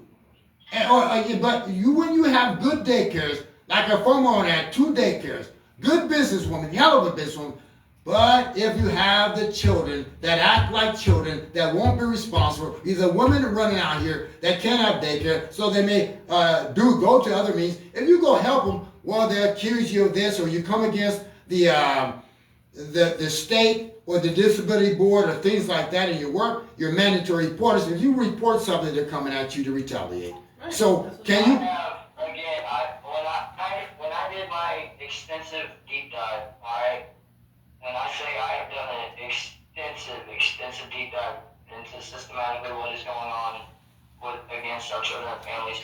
Child care is right up there on the top of the list, and there is many factors involved in this. Number one, yes, we have too many daycares and schools raising our children. That needs to stop. Exactly. These people are put there for a position and a reason. The school and the teachers are there to educate your child on curriculum, not everyday life morals and values, but like learning how to use manners and things of that nature. These teachers are spending in this time of day and age now more time, instead of teaching the curriculum, they're teaching your kid how to act like an adult, like a human being. Because the parents aren't there, the mothers are raising the children, and then they got to go to work.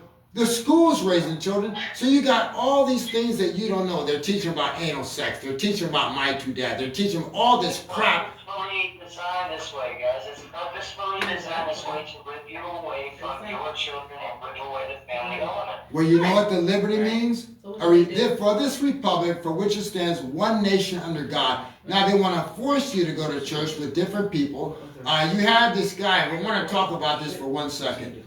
You have people like Justin, who's a good father. You have these other fathers, but then they decide that, well, my promise with my wife is not good enough. You go to the city for daycare, they can't help you. Then the woman has an apartment they can't afford because they can't pay rent. You go to the help, they won't give you help. You can see, in Libya, I'm going to give you an example of international. This is a travesty. Libya. Go ahead. Josh, Yes. you said they stopped your daycare situation, right? Over money-wise, right? For like money? Because they didn't have money for it? No. They stopped my daycare because they were lashing out on me because I spoke out that Tyreek was molested. I even placed a report with Jason Reese to try to press charges on the caseworkers, and I still haven't heard anything back from him since, Justin, last year? We filed that report. That was in right after you got out. So yeah, that was in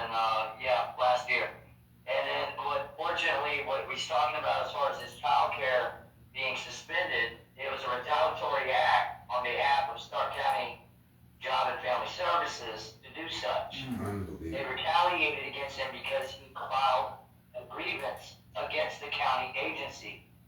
And because he also went with us to approach the county commission, Richard Regula, about the discrepancies and what was taking place. And right after that, conveniently, never had an issue with this case plan management, never had any type of deals with fire with his, with his daughter's daycares or anything like that, or, the stance or anything that they got. All of a sudden is getting a letter and notice stating that, there's this problem, we're shutting your daycare off. They made him jump through all these unnecessary hoops, turn in all this unnecessary paperwork, turn in, what they wanted. They wanted the income verification and such, how much you're bringing into the household. I mean, they did a full, complete audit on the man.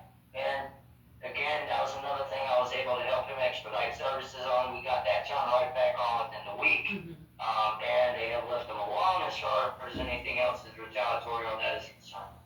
How the masses works, though, you're not going to beat the system solo. And it is very convenient you mentioned also about the grassroots aspect of it all. Yes. When you're advocating people, I am frustrated as hell with those that go up to the city council talking about how they're activists or advocating for the public or as a whole. You cannot do this if you come in with a foundation based under race, creed, gender, religion, political affiliation, or how many degrees your ass has on the wall. Because if you come in with that mindset and that being your foundational base and cause for the fight, I'm letting every one of you know already before you even start, you're losing.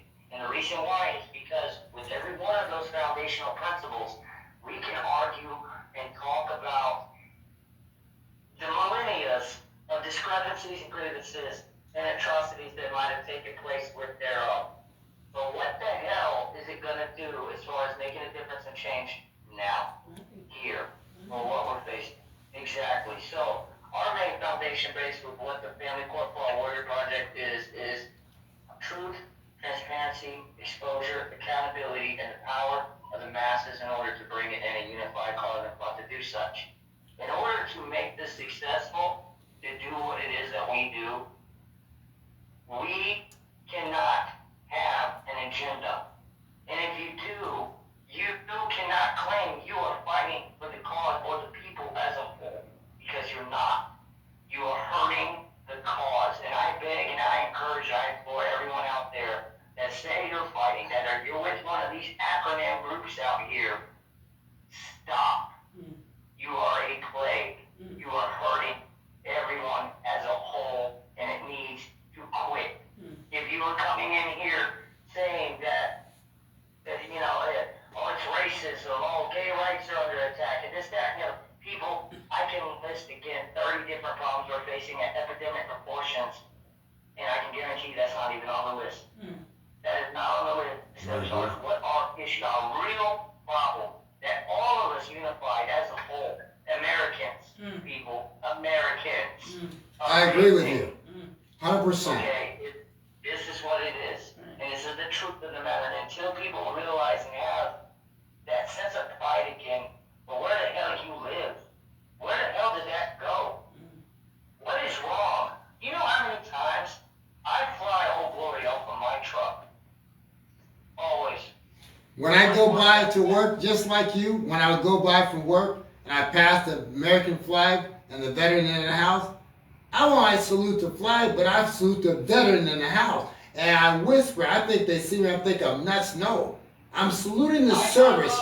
You know why I salute the flag in the service? It's the men that come down that are sitting out in Canton, Seattle, Washington, and Portland, Oregon, that are veterans that gave their life for this country, and they're sitting on the street.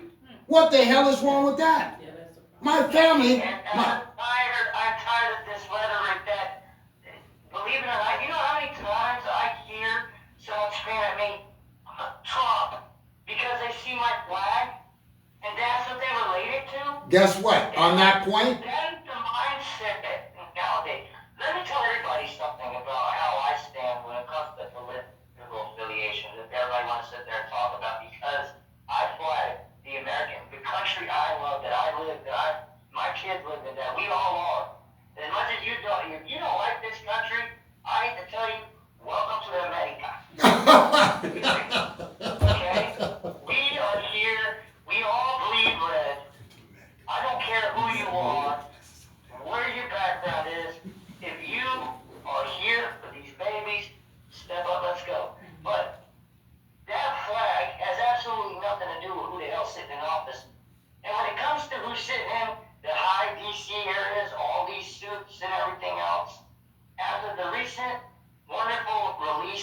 extremist that we are. Mm-hmm. I'll say screw him too.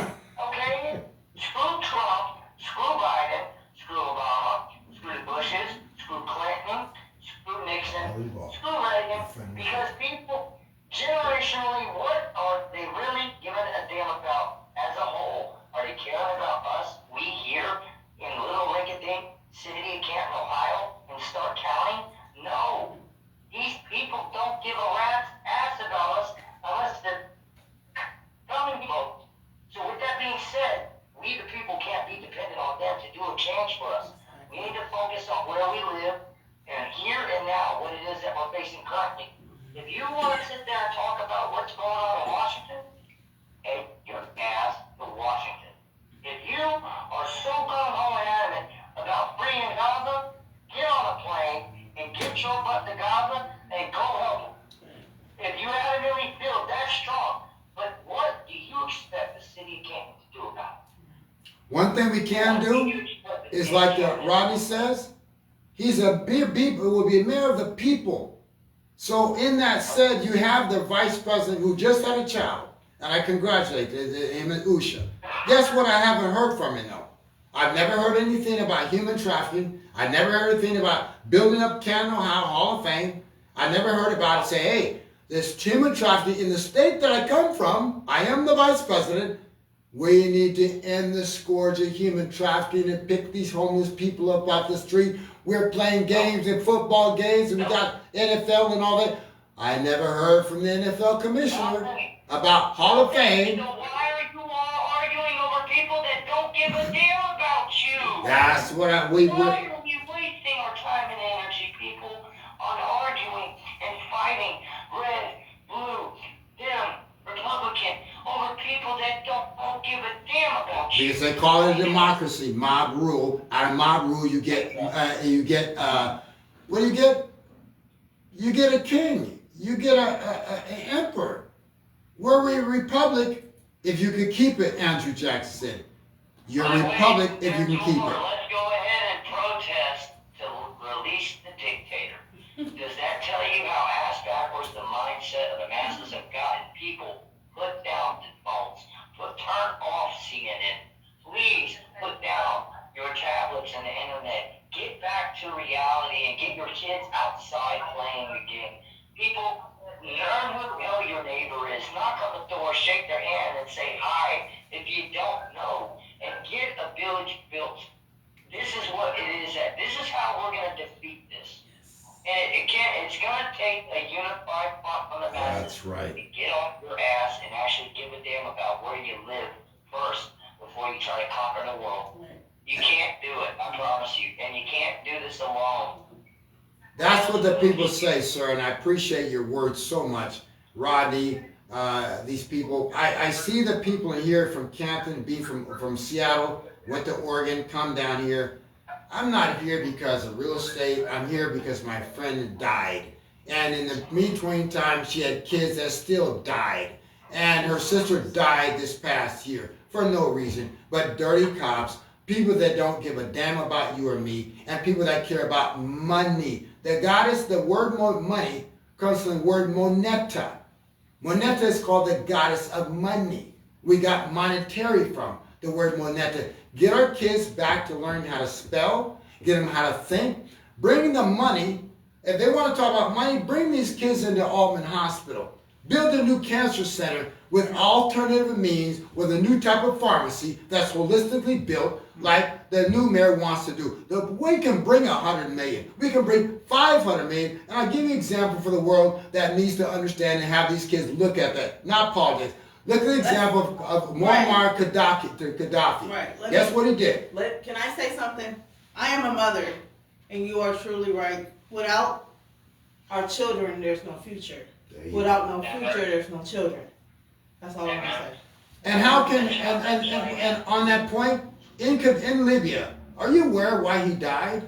He gave the mothers and fathers free education. Guess what? You get married, you get $60,000. Guess us what you get? A free house. Guess what you get? Free education, free health care. He built a $500 million hospital with 18 surgical beds. And guess what he had also that? Every person got free health care, the best in the world, better than America's. And guess what you got? If you wanted to farm, you got free John Deere tractors from America. Why'd they kill him? He wanted and guess what? He used the money. Everybody got a check at the end of the year from oil. You got for 13 cents a liter for gasoline, and you got free everything else. So why you think they didn't have the divorce rate that you have in America? Why don't they have the obesity rate? Because their kids are outside. Well, why not start here? We're gonna start right here. This is why not start here. We're starting right here. What you said. We are starting right in this room. And that's what I gotta encourage to everybody. People, look, I understand people's passion and fire for certain causes, but you gotta understand the reality of everything. We need to get back to common sense thinking. Logical common sense. And basic common sense. It really is just that simple.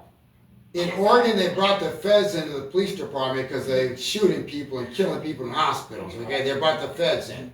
I don't know if that'll help, but I can tell you what.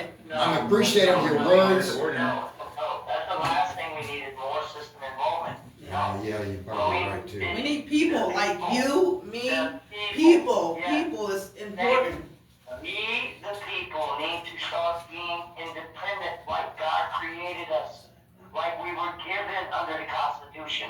Like what our forefathers planned and wanted for future reference to say, hey, this is yours. Don't take it. Well, guess what? For a sense of false security, we have done exactly that. We have failed miserably as a populace, as a whole, as an American people. We have failed. And we need to get back on track. We need to get back right. And again, first, a sense of love and pride in one's country and nation that you live in. Okay? There's nothing wrong with being proud of the country you live in. There's nothing wrong with saying, I love my country. I love the United States of America. I don't like the son that's running it. Okay? I may not like my leadership and the people that are doing the things that they're doing to us. But by God, I love the foundational freedoms that we have, that our system that we were provided and that was set up. That if you read the Declaration of Independence, if you read our Constitution, people, these are some of the most beautiful political documents ever written and recorded in history. To tell people and understand that we were founded under God. Principles of, yes, people, we were founded as much as, again, this is a war right now between good and evil. We were founded on Christian values of God, family, and country. They said we're fighting principles of darkness. So we have to realize that. We're fighting against principles of darkness. We have to be the light. Have to get back to belief. We have to get back to belief, but not the way they want. In our faith. No, and there you go. I'm loving how you put that aspect in there, and that's what's so different about why what we do is so important. Why people need to understand. When you see Canton always saying people, what you're seeing out in the public, first of all, you're living in our past. We're already 20 moves ahead by the time what you're seeing out there in the public. This is a strategic chess game, and it always has been, always will be. We have to do things outside the box, outside the societal norms. Things that they're not used to. What's the point of filing another lawsuit when, again, you're at the mob, go against the mob, good luck to you. What's the point of passing another act or bill or law that they're not going to follow? What's the point of filing another Title 18 for them to sit there, hurry up, sweep it under the lower courts, cut you a check, and continue on as business as usual, and nothing is changing. People wake up. It is time for us, unified as a whole, on one front. And again, the foundation base being the children, to make a difference in change, to become more independent. Exactly. Law enforcement people are not here to protect you. I'm here to kill all stigmas, everything. Law enforcement is not here to protect you. I'm not saying that as a bash on law enforcement. I'm saying this because this is a cold hard truth that the public and the people need to learn. Their job is to enforce the law. Guess who's responsible for your protection? We are. You are responsible for your own protection and safety and security of your family. And if you really need the ruling, if you would like to read the Supreme Court ruling that really wrote your golden ticket on as far as what you need to wake up to when the government basically said you're on your own, I encourage everyone to read up Uvalde 2022 if anyone remembers what happened with those 20 plus children who were left to die in a classroom while the police stood outside that door and let them get shot, murdered, and arrested the parents who tried to run into that school to save their kids. And the Supreme Court under the United States was told that no, not only will these officers not be held responsible, but it is not their duty and responsibility to protect those kids. Therefore, they're waived of all qualified immunity and responsibility of doing such.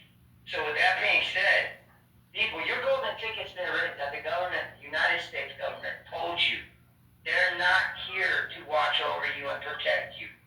So it's time for you to take that golden ticket and do it yourself.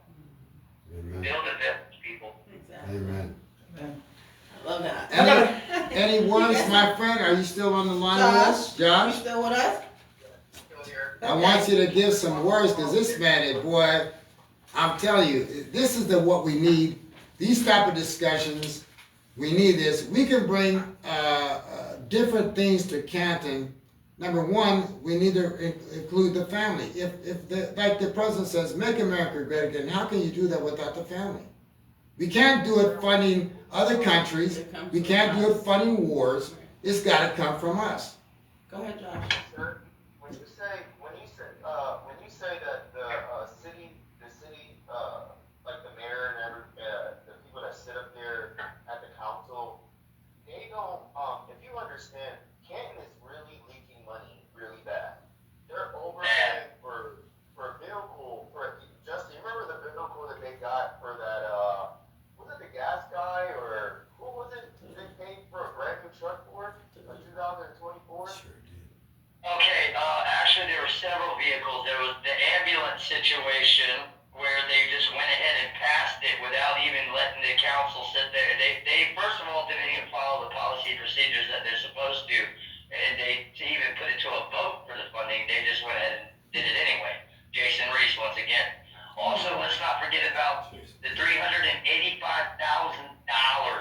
for the 5 Kansas City Police Department cruisers brand new that they bought, but gave us a hell of a time and a stink when we said we wanted their blue line gang symbol from the back windows. 385,000. Yeah. Now, listen, why didn't they go to and buy them from Enterprise? Buy the special, or go directly to the manufacturer instead of buying from a dealer. Right. That makes no sense to me. I am all for the law enforcement having vehicles to be able to respond to emergency situations that are absolutely 100% in functioning order. But people, again, why are taxpayer dollars going to irrelevant crap such as decals of something that causes a mass discontentment amongst the masses and the public you serve? People look at that as a sign of hatred. That some look at that as a sign of, discontentment. Your whole prerogative, Kansas City Police Department right now, is to actually sit there and close the disconnect that you're facing with the public that you are just oblivious to, first off. But why can't we take that money and give the firefighter? Justin, why can't we give the money to the fire department when an emergency happens? We got FEMA money. Why can't we help the fire chief and the captains and the people that are retiring? The other ones are getting injured. They don't have enough people. They need vehicles because they're the ones that are going to save you in a tornado, a fire, or anything else. And the police are going to be there to help. No, we got to look out more for the police department more first and foremost. And again, them salaries, boy. Again, when was the last time anyone that you've heard of ever got every you out here in the working class, the public that's currently listening right now, I'm going to ask you this question. Has anyone ever gotten a 16% pay increase?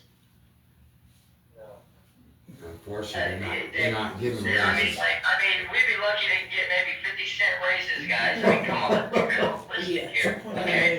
So, and when was the last time, I'm going to bring I up was just gonna say that. that Tell me that I one. really want to talk about. Justin, Why is it that the servants make more than the master? Justin, check this out. On the building for 3.4 million, they put 20 people in it to paint.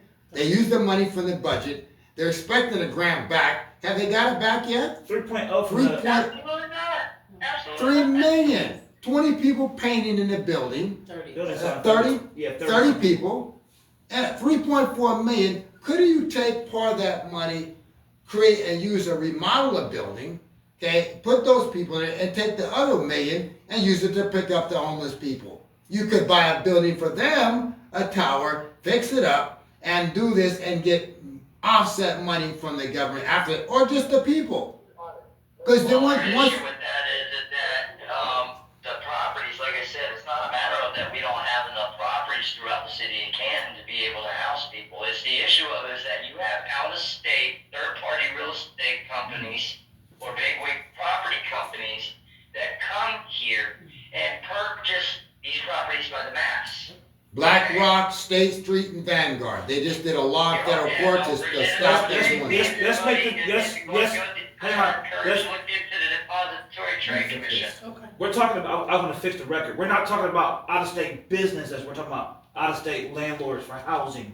Well, I don't think people get confused online thinking about Okay. businesses. But no, these are the people that are buying up all the single family residents. Yeah. They're buying up everything. Out-of-state businesses, and a lot of them are out of Texas. We have a lot out of New York. They're buying houses. We have- They're not buying buildings, they're buying houses. Yes, and they're buying properties all throughout the city of Canton, Stark County, and That's right. These properties then are handled through a third-party rental agency that also probably is not locally located to handle the rental aspects, to which they're going to get their percent now. So here you go. You got a property that honestly, okay, a two-bedroom house that should normally right now, especially if you with the decrepit conditions of Canton currently as is and the impoverished community that live here, about 8 to 1,200. Okay, sounds about reasonable for a large two-bedroom, you know, one bath home in Stark County currently right now with the rental rates. But no, you're looking at now currently for that two-bedroom house anywhere between $1,100 to $1,500. So now you have a home that's going to sit vacant for how long? Because who can afford that? Right. Who in the city of Canton, living, working, breathing, eating, living here in Stark County can afford a $1,500 a month two-bedroom place? And then ask yourself this question, why would that money they pay the taxes doesn't go to the schools? If it goes to schools, why are they so screwed up? The teachers got 50 students, they ain't getting paid nothing. $17 million deficit. $17 million of deficit. And so how do you make that up? Slush fund yet? Have you looked into the slush funds that they got? Slush funds means extra money they hidden from the public in the budget. That's what you're talking about, right? Yeah, I think you should inquire with I can talk to you a little bit more about that one and get you in touch with the right people in order to discuss that further. But yes, that's something that should be looked into. Also as well too, how is it in the hell that our kids again are graduating with an 8th grade reading level? Because they'd rather have them watch the game, drink them. $4 million into the Fawcett Stadium and Canton Hall of Fame in the stadium. 70 million. Priorities are a little twisted. Ah.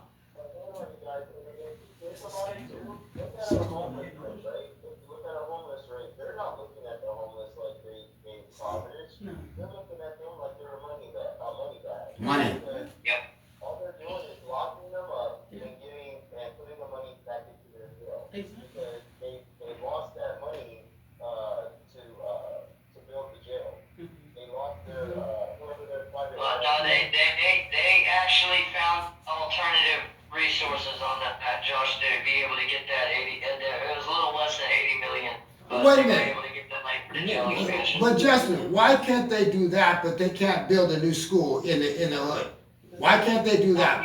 Statistics. Numbers. Statistics. Well, why would they? It's the same reason why CPS and the system usually puts the child with the parent in the situation of divorces who are in a crisis situation. Because, again, it's purposefully designed this way to keep the crisis going, to keep us, we the people, dependent on them. So people, well, let's break the cycle and walk the hell away. And my analogy I want to use, people, is what I teach everybody, okay?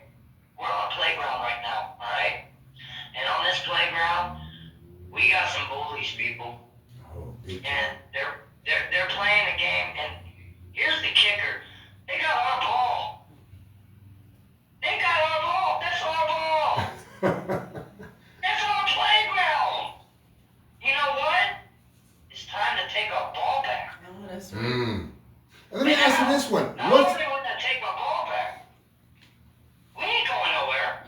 Once we take it back, we're not going nowhere. No, I'm going to go right here on this court right here. And we're going to play by the rules, the way we're supposed to. Right. And you can either join in the game and play right, or we're going to peg your ass with the ball.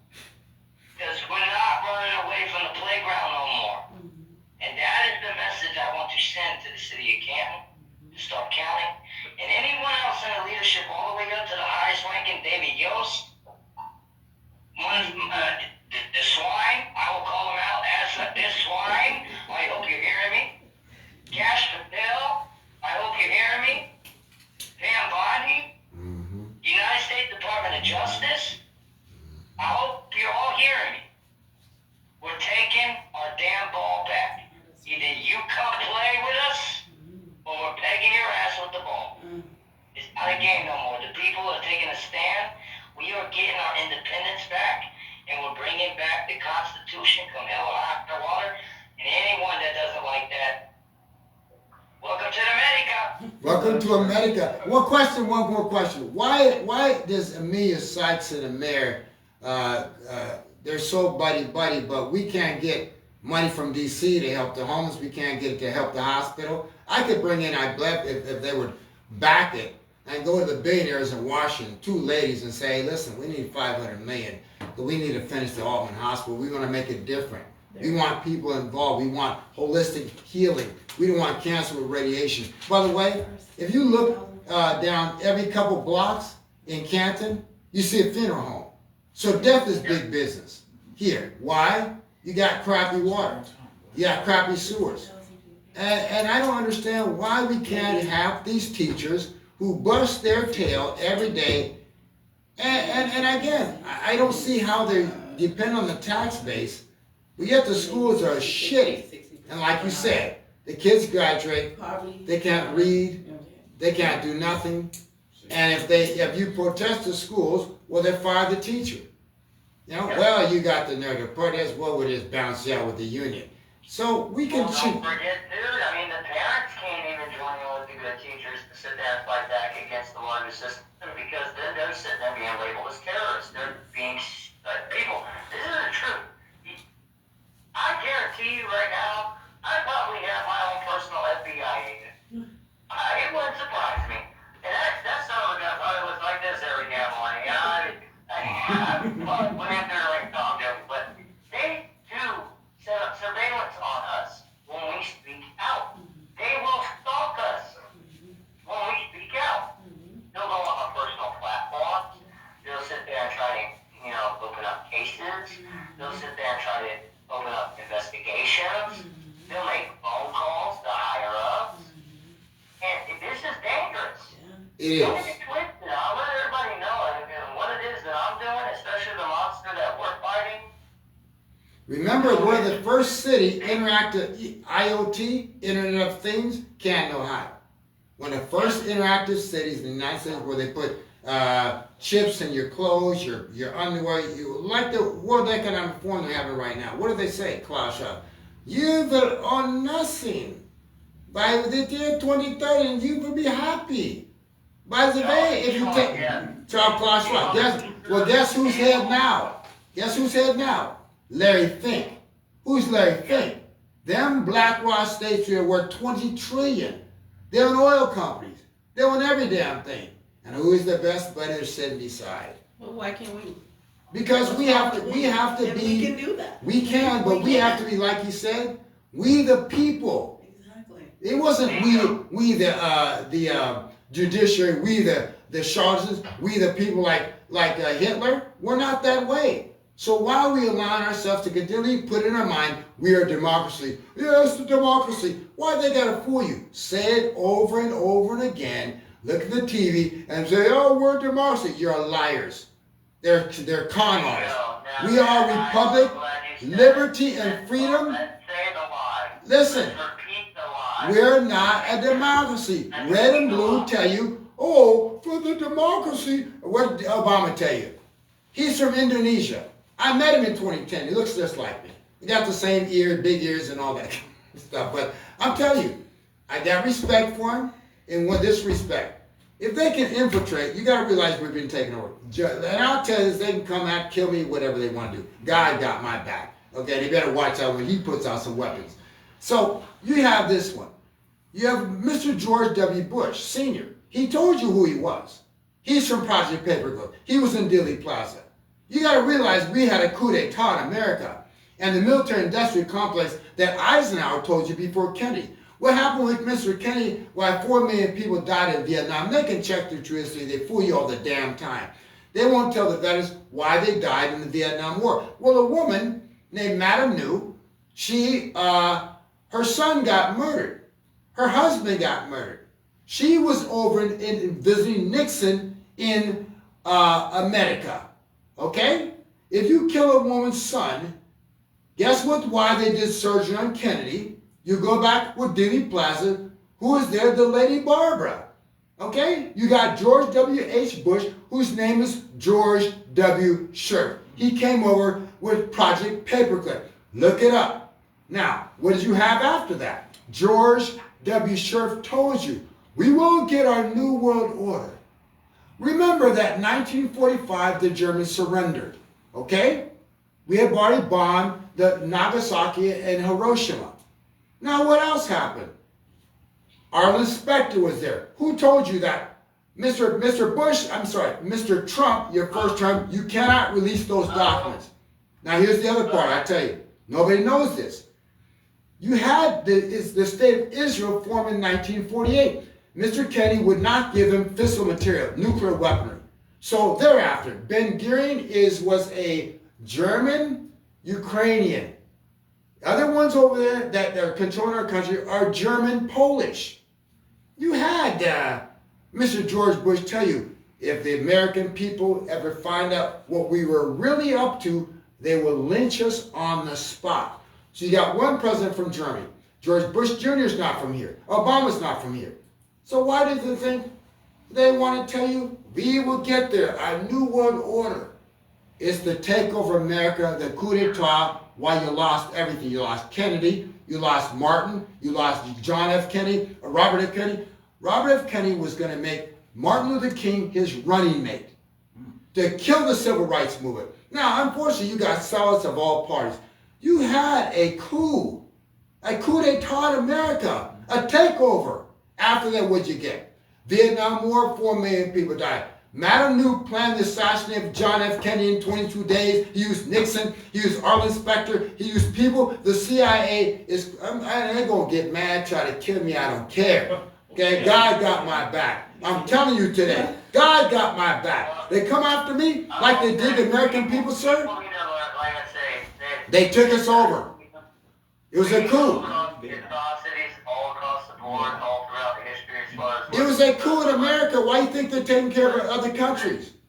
It was a coup. We need to focus on the here and now. And the here and now is this. Here in Stark County, here especially in the city of Canton, we're in trouble.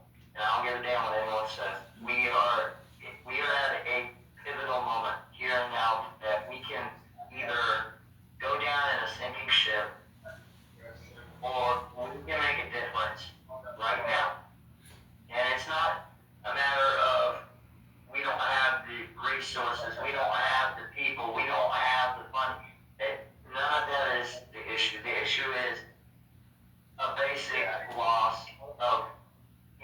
decency and morality. And the family. Without the family, you can do nothing in America. We continue to put women We're down. bringing that back. And these people right now currently in our leadership don't like that. They do not like you having the freedom to speak out. They don't like you going against their narrative that they have had set in play here in the city of Canton people for decades. They've had it set for decades. Well, let's change it and be the example for the country. Well, we're going to start, and I'm going to let everybody know we're making a national statement. We're going to make a national statement. I encourage everybody that's listening, Monday, I encourage everyone to be out there at the city council meeting. I'm not going to be able to be permitted to go into the building. I am banned. Wait a And minute. I'm either You're or banned? threat of arrest. You're banned from going to a public building? Oh yes, sir. Absolutely. But Yes, there- I have been deemed public enemy #1 in the city of Canton. I have publicly been slandered by the Canton Repository, by the council, by Luigi Basis himself, as quote unquote hijacked the city council. Are you- Honestly, I believe that is pretty much a badge of honor. Cool. Are you banned? Are you banned permanently? Are you banned permanently? Yeah, he was able to take it. And the second part of that is, it sounds like to me, that sounds like some pretty damn crappy, ineffective, weak leadership. Are you banned permanently, or are you just banned for 30 days? Well, they banned me the 30 days, and the reason I got the 30-day ban was because Kim Bell stood up on that podium, and she literally told the city of Canton to target me, not once, twice. Who is she? Who's she? Now, I'll give you the history of Kim Bell. I've read about her, but I'm saying like, bitch, I'm sorry. You're not. He was a serial candidate. I'm sorry.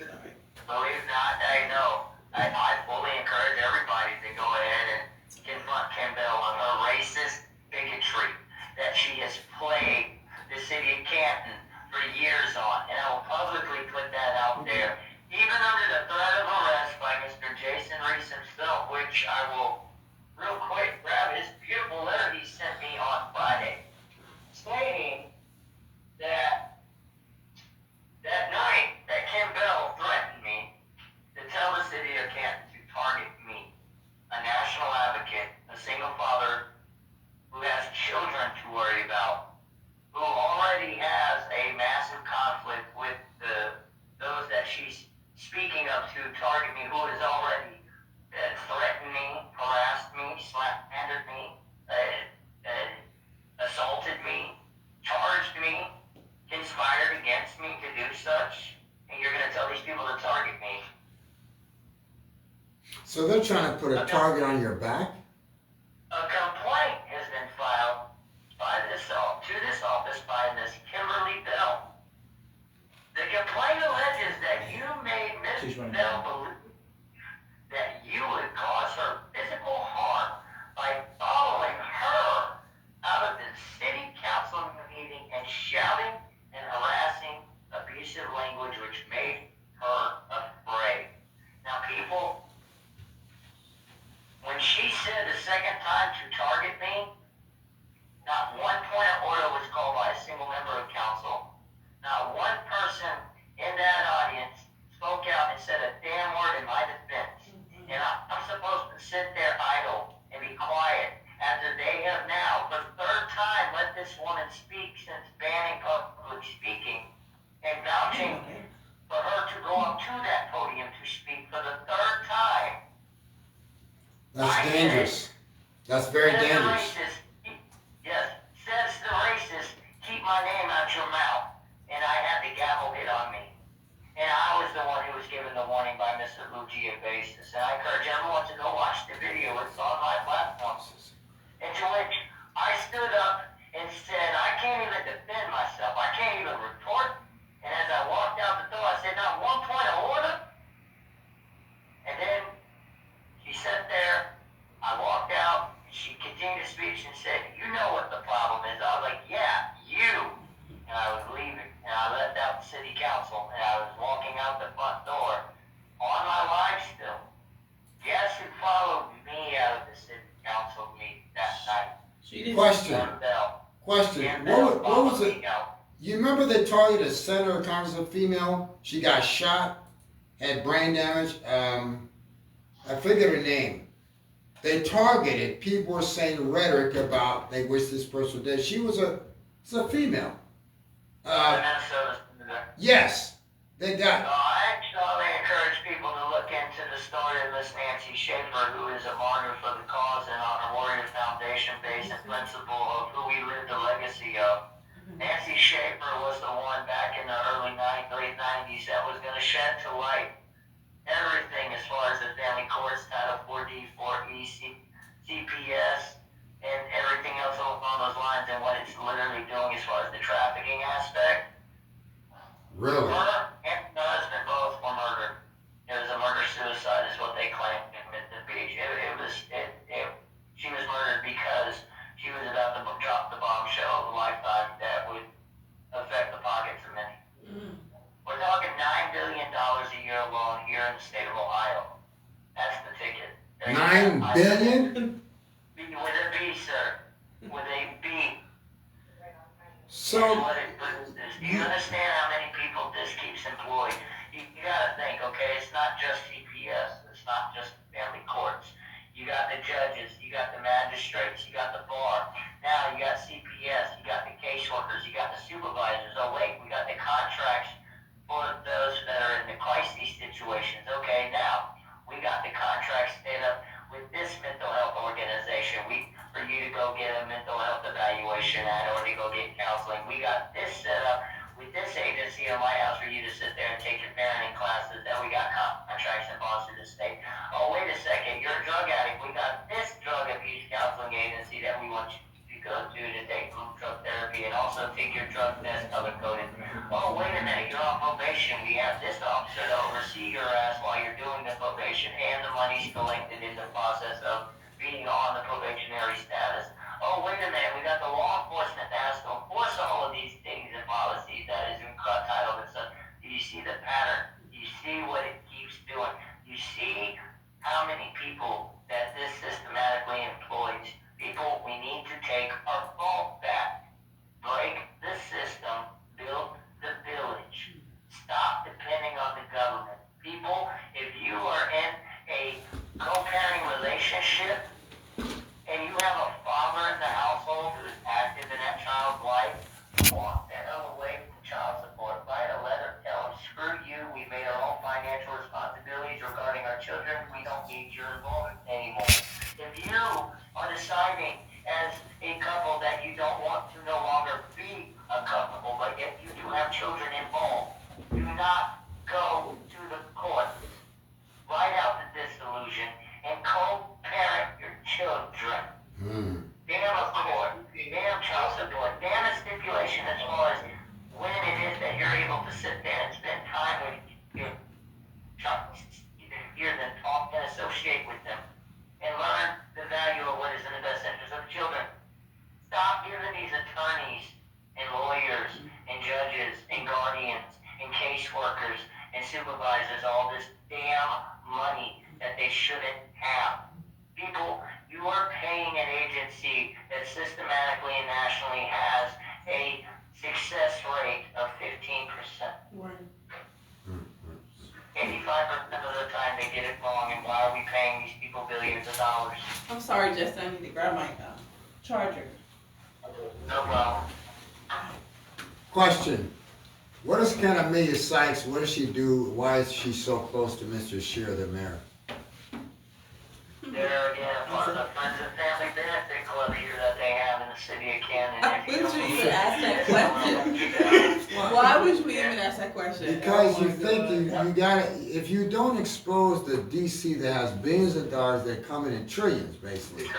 But the trillions can't come to Canton to finish a hospital. One of the projects I would do is, why can't we finish Albany Hospital and make jobs for the people? Why can't we pick up the homeless with $70 million? I could take $2.5 million.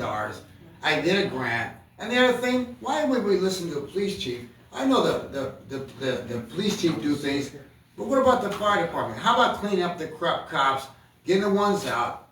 It's like the captain downtown. Now I realize why I got the body cam from when they try to, snatch me up without my approval. Because we won't listen to the fire chief. We will listen to everybody else. The fire chief in a tornado is going to save more lives than the police chief. And I think that what you're saying is right. And I just hope the will of the people is to do something different. Build some schools here. Build some trade programs so kids can learn HVAC, plumbing, masonry. All these elders. Well, I've got to be able to do any of that, unfortunately, currently right now, again, because our foundational issue is that we have a trickle-down effect of weak and unaccountable leadership. And I'm going to let everybody know, if you really want that to happen, we need to clean house. We need to clean house, people, because I'll let you know, your public speaking was taken off of a bold, blatant lie. It was stolen. Your freedom of speech was taken off of a lie. Well, other countries say that the Constitution is a pesky document. Others that other countries are saying we have to limit the First Amendment right to free speech now in America. Other countries that we send a lot of money to. No, when I say that your freedom of speech by the City of Canton, Ohio Council was conspired against to take from you off of a lie, the Canton Repository helped narrate and push this lie. They claim they received an email stating that Social Security numbers are being leaked and that they're, all of a sudden their security and safety is in such... Hold up. Didn't we talk about that earlier? Yes. There's a thing where they said they're the ones that gave paperwork to somebody that had all the Social Security numbers. Yeah. It was you. Yes, So wait a minute. sir. So I got the story right here. I'm holding it in my hand. This is what I want to tell the public. The City of Canton has been lying to you. Your city leadership has been lying to you. The Mayor, William Shearer, has been lying to you. Justin, And they're all running Hold on, here. Justin. hold on, she put you Hold back on on for a second Facebook. because I got bumped Blocked off of out, kicked off for a I second. got bumped off of Facebook. Oh. Completely, my computer just shut down completely.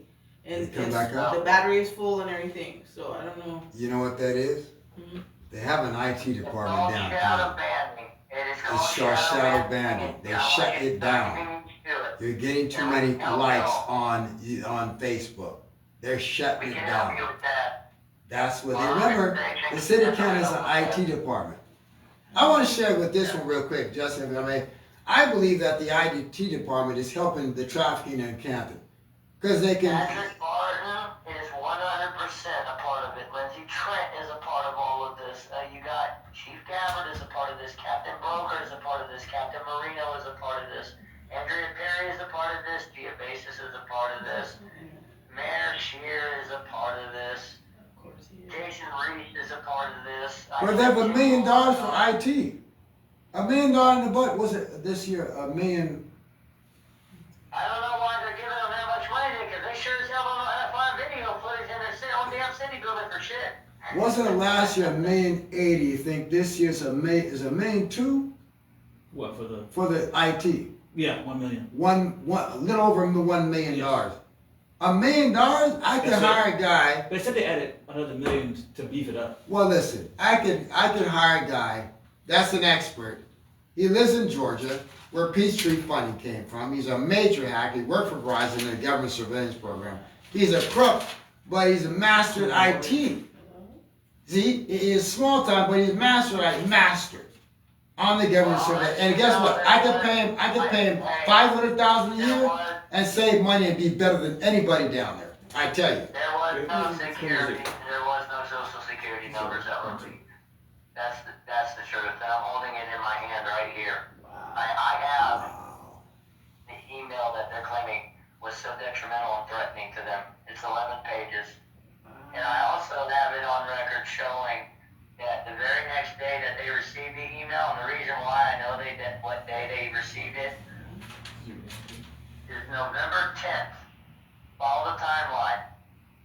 When did they shut down public speaking? That was, yeah.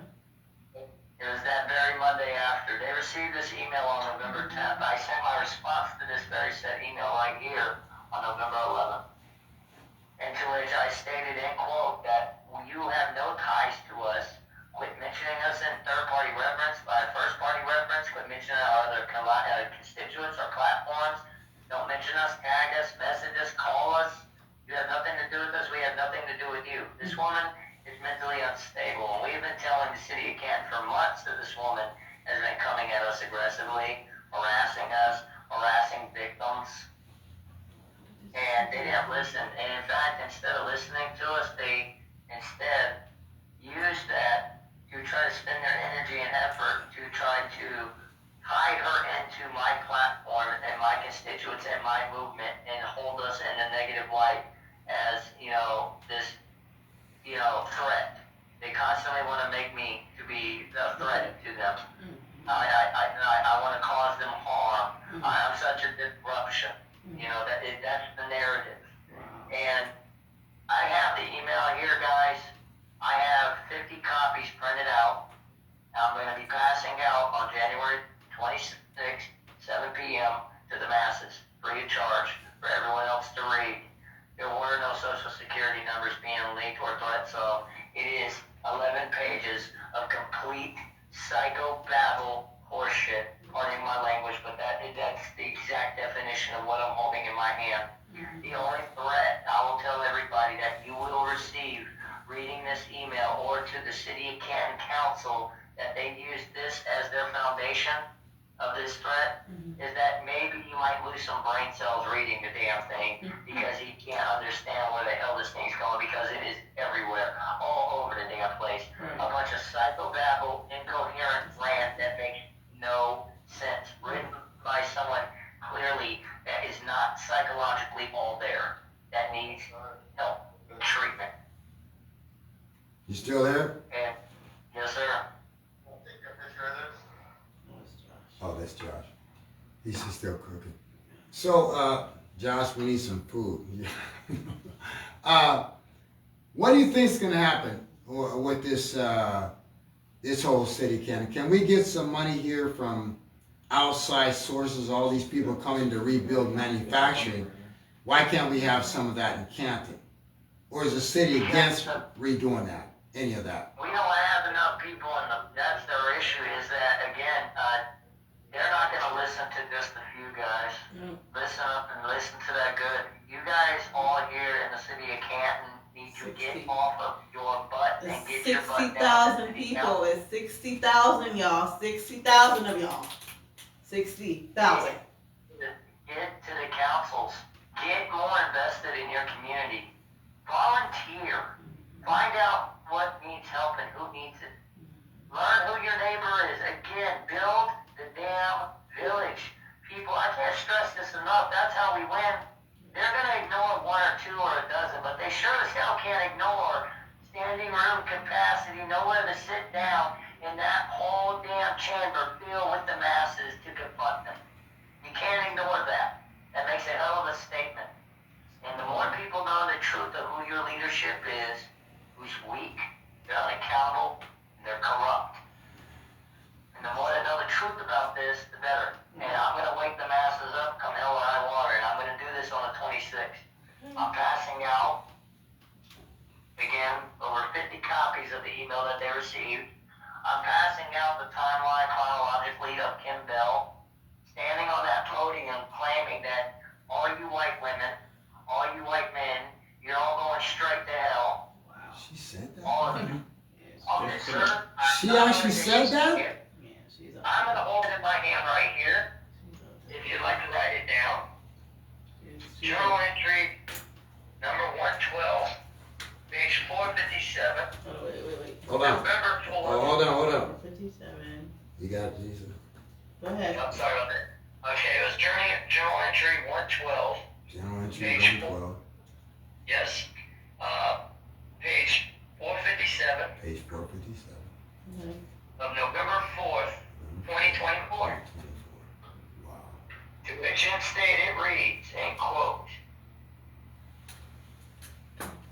oh, it's frustrating. Because this is acceptable in the city council. Okay, and I'm gonna tell you something that happened after. It makes it even more asinine.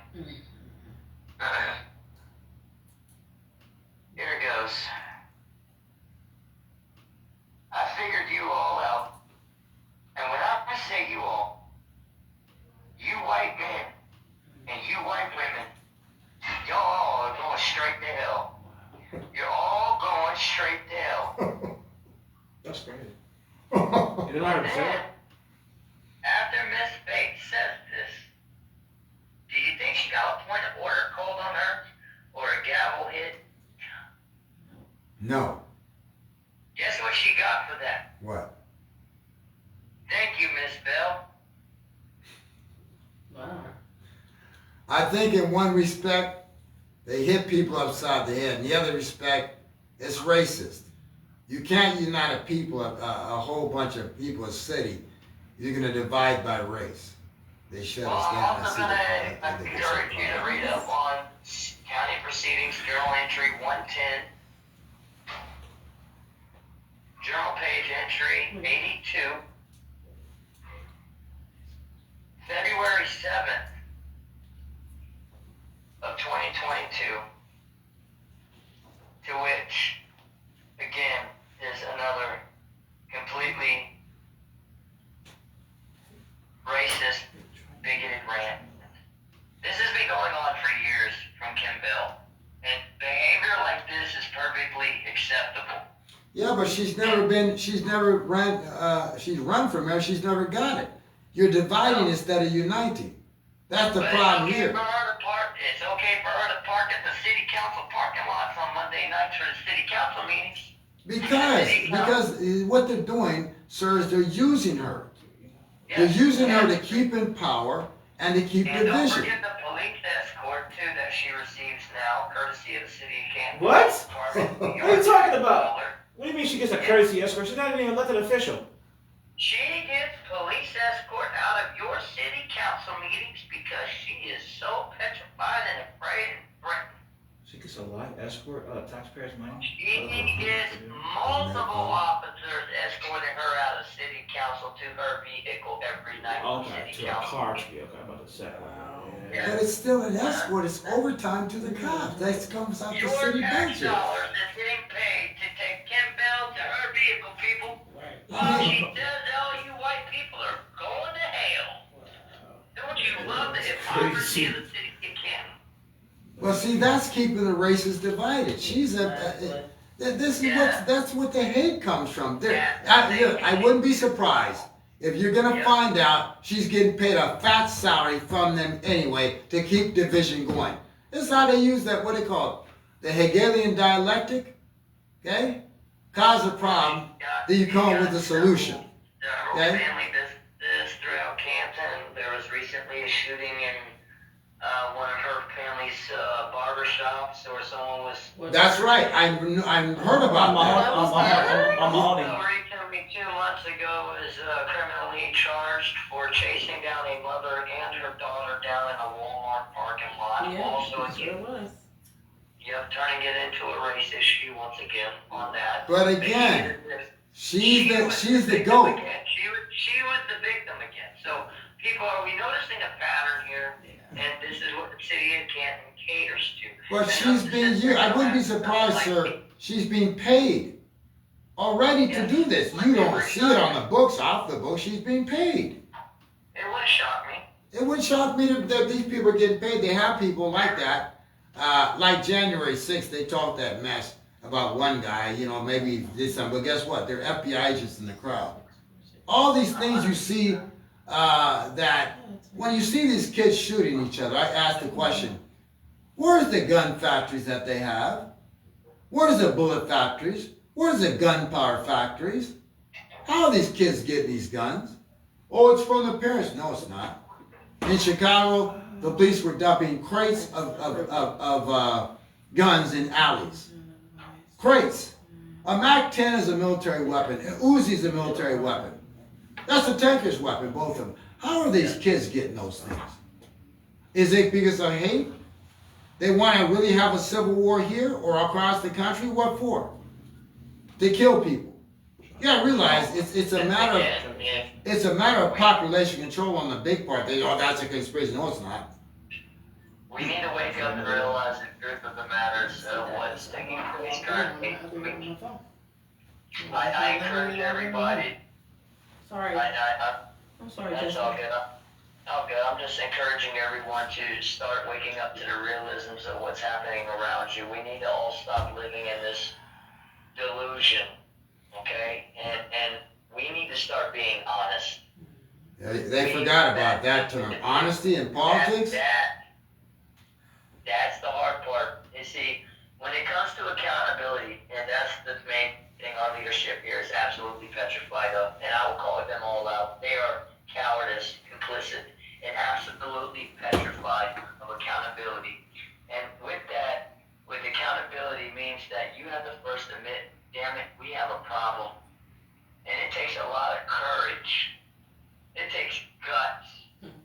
You know, we need to have is a children's march. That you have a problem. You have to have the children get together and march in the city for accountability, better schools, all this. Have kids do it.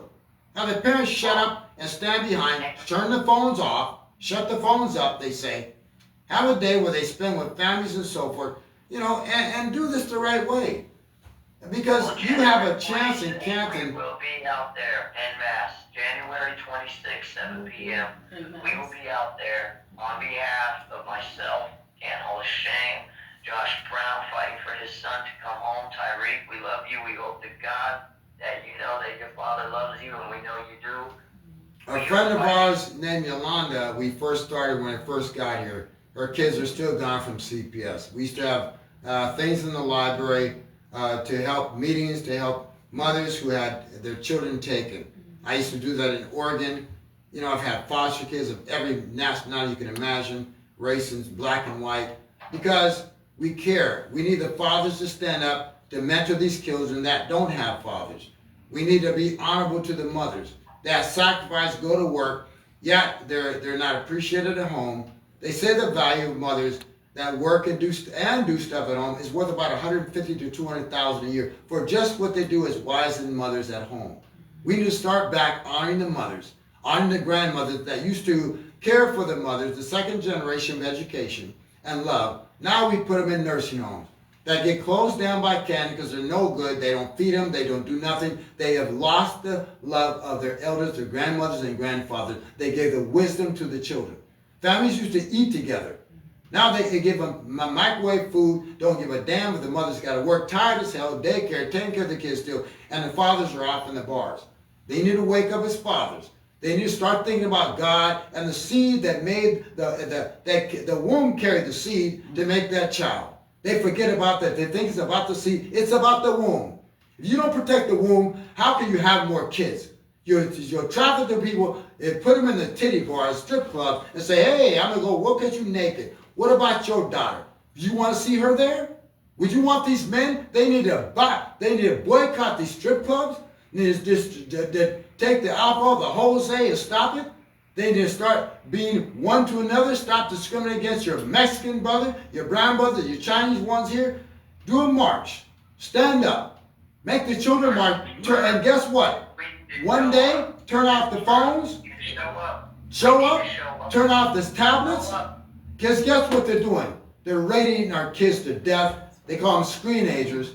They got teachers that can't teach them in school. The teacher ain't getting no raise in how long. And I have not seen a new school built and all the lead in the water and asbestos everywhere. Why can't we take these old buildings, fix them up? Washington, D.C., Mr. Trump, Mr. JW, you're getting trillions of dollars. Well, guess what? I want the manufacturer to clean up what they've done here and can't spoil the water. I got clean water in Washington State mostly. Now they're getting polluted. You got glyphosate in the air, the water, the rain, your own urine. Stop trafficking these children. Stand up, because if West you, one of them cops, suddenly their children or grandchild is gone, somewhere disappeared, they'll do everything and call all their buddies to go get him. Until they realize it's one of their buddies that took their own child for what? A dollar bill that's worth about 3 cents. I don't care what they say. The empire is finished unless the people stand up and take it back over. There it is. And that's the part. And I can promise this much. What we have planned in the making on Monday is going to be completely unprecedented, is the word that I would use.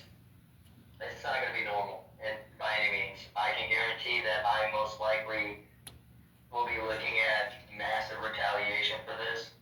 Let me share something with you, young man. You don't worry about their retaliation. You put the GOD and angels around you. I tell you what, when we put some prayers up there, there's nothing. Remember this one. No weapon formed against us shall prosper. No weapon formed against us shall prosper. This is one thing I said that, listen, when I took on this role and I took on this fight and I saw what happened and I could not walk away from after seeing, I let everybody know that when I said, here I am, use me, you damn well better know that God will take you up on that offer and He'll put you in ways that you would never know that you were capable of. Okay? I came from Oregon. I had my friend tell me before she died, don't forget the Rosenthals and the Blumenthal's. Don't forget NASA and Stanford. Don't get all these senators in D.C. to Africa. I can tell you what, I never forgot about my friend. I fight for her. I fight for her children and grandchildren. That some are still alive, some are dead because of dirty cops in Oregon. It goes across the nation. I would not stop fighting for her, her mother, her grandmother, because they fought and helped me. And I will never forget them because they died younger than they should have. Grandmothers, mothers, fathers, uncles. And what did they die for? They went to fight for their children. The children are the future, and we to traffic them. These cops that have children, that allow them, these other children to be en masse to New York, St. Thomas, London, the BBC. Go to the Seattle Urban Indian Institute and find out how many are trafficked in the world. They have all the statistics. People of color, Indians, of every color. It doesn't matter the color of your skin. They will traffic you for the money, the dollar bills. It's a scourge on America. That's what we're laughed at in the world. If you want to get the attention of the nation on the city of Canton and what it is that we are facing here on our unified village that needs a drastic overhaul, I encourage everyone, be there Monday night, 7 p.m., because we are making a statement. We have national conglomerates coming all the way across the nation. This is a national movement that's training all the way up. We got our people over in New York on the 27th doing something similar. But what we are doing, literally, I'm going to sort of feel bad for the city of Canton because it is one of the most epic trolls in the city of Canton or the state's history ever been done against them. And they're going to be shown exactly what it is that they are. They're a bunch of crybabies willing to go to extreme measures, even destroy your family and kill you because of offense or because they don't agree with your narrative or because you push back against theirs. They've come to try to do so many things to us for reporting on Cameron, her sister Randy, the people that are high money values that decide to use their money at the $1 billion level to traffic human beings still. And it's shameful that some huge corporations are a part of that. Huge corporations. Well, we're encouraging this from the city of Canton. It's time to sit there and this is my call out. Now, I'm going to sit there and say that nothing's going to happen if you don't get off your butt and get your ass out there and show up, number one. And we need the masses. I encourage everybody, bring your friends, bring your kids, bring co-workers, bring your neighbor. It doesn't matter. Bring someone that you see standing on the side of the damn road holding a sign saying they want some food and they just want to go somewhere warm. They can go sit in the city council meeting for an hour. And on top of that, sir, you have the people, nurses, doctors, policemen, and firefighters that are honorable. If they go and tell what's going on, they come after them. So we need to honor those that are honorable. I would like to see us raise the money to finish Altman Hospital with a alternative pharmacy, a holistic pharmacy. I didn't come with that idea. I got to give that to Rodney Downey because that was his idea. But my idea is because what I think we can do things, we can bring other corporations here. We can do it.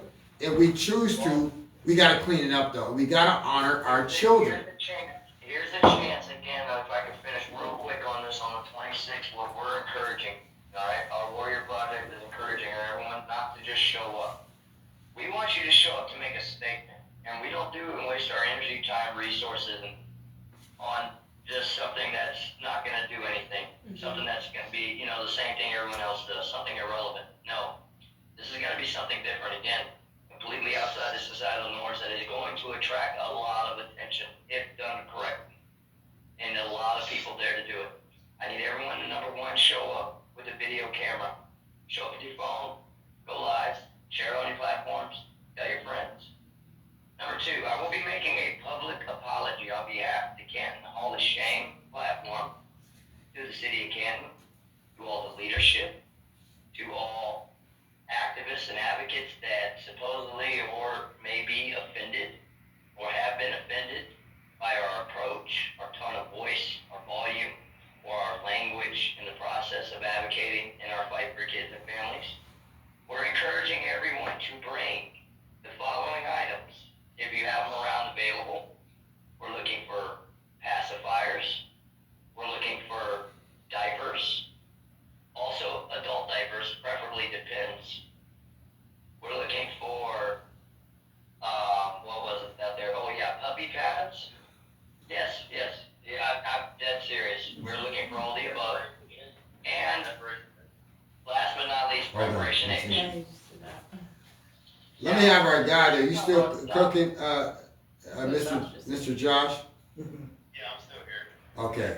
You want to say a statement with Justin? Maybe we'll wrap this up or close to wrapping it up. You want to have one of the last words, please? I invite you to speak something. Hold on, he's speaking. Josh speaking right now. Go ahead. Go ahead, Josh. Begging everyone to get my story out about my son. I have court Monday at 1 o'clock. 1 o'clock. They, like I stated, they still have not admitted that my son was molested. I just got the paperwork today from the new Gail, Anastasia. She still has not submitted that my son was molested. So. Wow. Where is that at? Court. At Canton Family Court. You know what number courtroom? That's going to be at the county building on the 6th floor, right off Market Avenue. The felony building? Yeah, Well, the county building. the federal building, I mean. Remember this, when you go to court, my friend was a former prosecutor, all of you, he would say, never go alone to court. No, Always use a group of people. You're by yourself, they can do something. You come with a group. What do you mean? What do you mean? Oh, because it's a family court.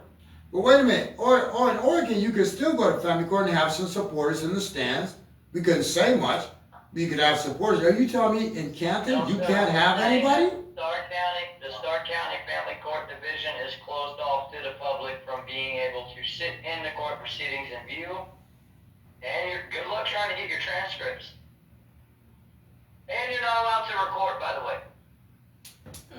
So you telling me I can't get my body cam from those people that, or at Mercy Hospital, agreed? You're walk in with a body camera into family court here in Stark County, sir. You are looking. No. You misunderstood me. You misunderstood me. I'm saying, so I can't get my body camera from the police that try to pink slip me, even though Mercy Hospital is trying to wipe out charges now because they know they are guilty. So. You can get that for sure. This is Josh telling you this. You can get that for sure. Unless it's past how many days, Justin? 180? For the body camera footage for the city of Canton, Ohio, it's a 180-day retention period. So will they come and attack you because you're trying to get a complaint done, like you said? Absolutely.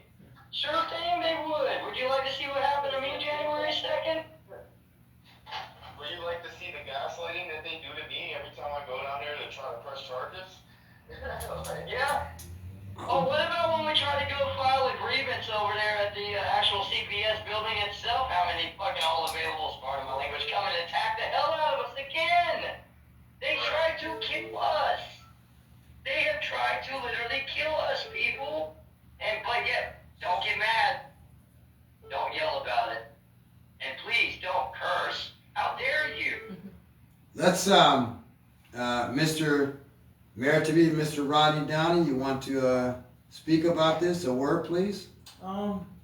To me, it's just to me it's just a lot of corruption within leadership, like we've been talking about. And really, if nobody never takes a stand to speak about it, it's never going to change. It's going to be the same every time you talk to the council. If you know your mayor, he doesn't even get to talk about this. When he talks, it's only about announcements at these council meetings. It's never about the families. It's never about the children. It's never about who's getting yanked from their beds at night and going to CPS. He never talks about any of that stuff. That kind of stuff has to change. That you need a leader that will get up out that chair and walk into the middle of that horseshoe and govern for the people in the city of Canton, Ohio. He doesn't do that. He sits in that chair on his phone on Twitter all day long and talks about what announcements are. But you never get in the middle of the chair in front of that horseshoe and govern for the American people in the city of Canton, Ohio. And that's what we need. People, the city people, people who built the city, the residents who make the city function, to make it even work.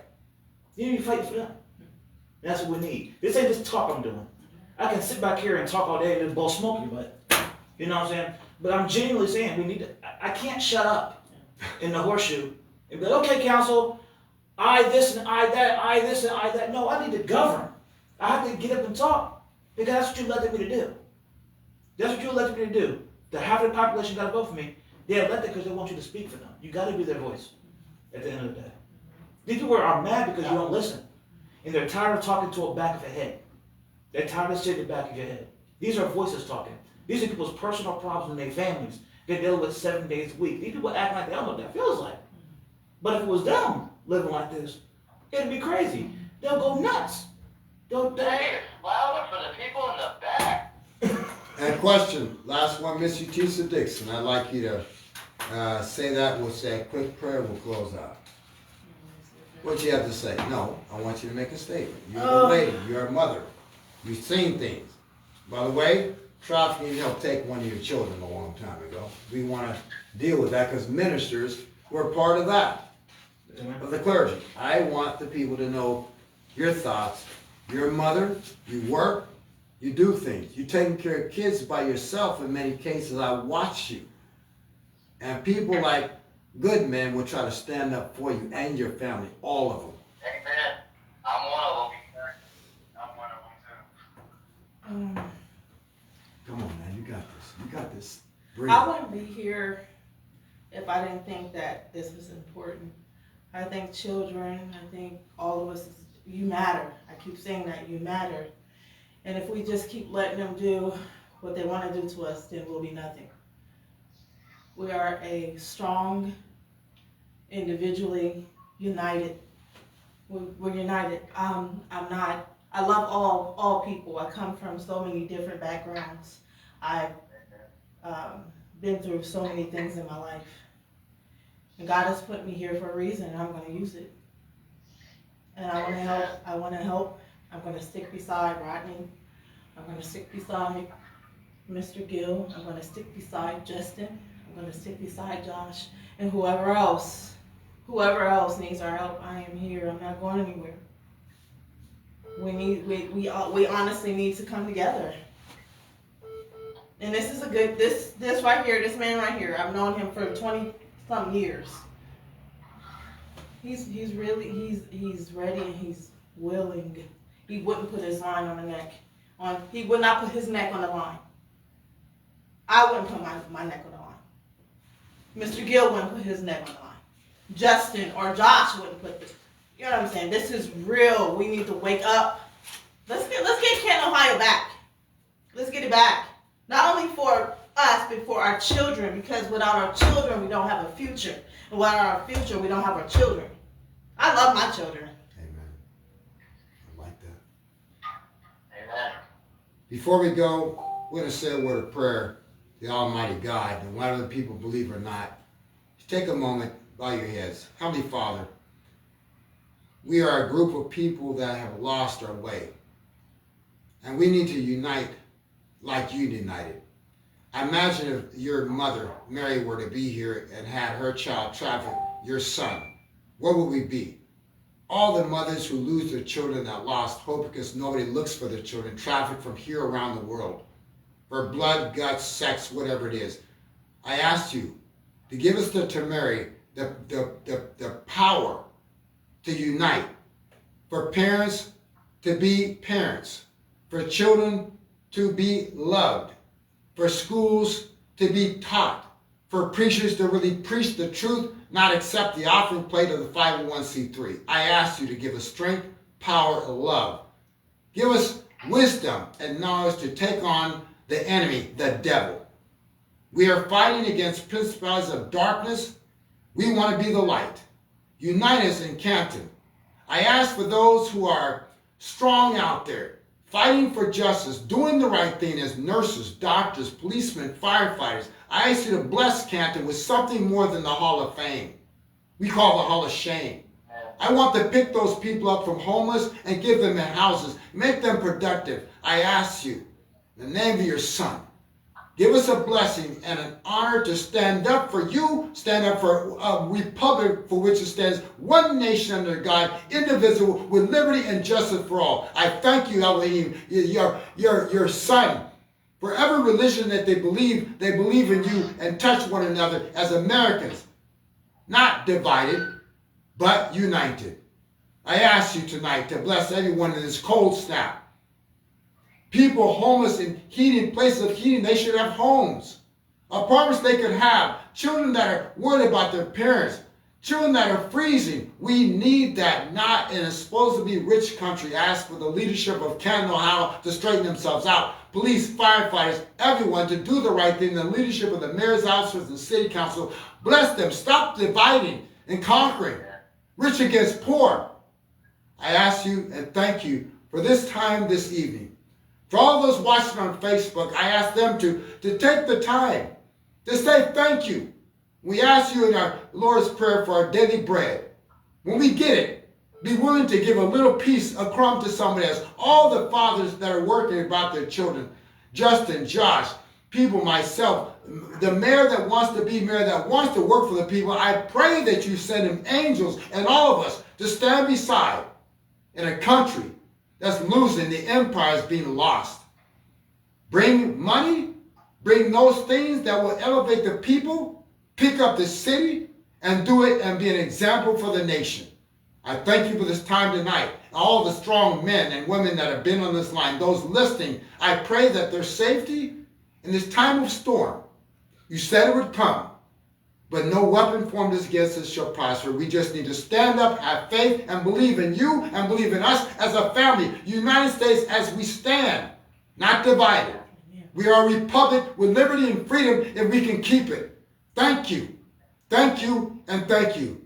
I ask all these things and pray them in the name of your Son that died on the cross, Yeshua, Jesus Christ, whatever you call him. Thank you for the sacrifice of your love for us, and you died for all of us. No matter the color of skin, no matter we're Democrat or Republic, you are united, all of us. You didn't die for one, blue or red.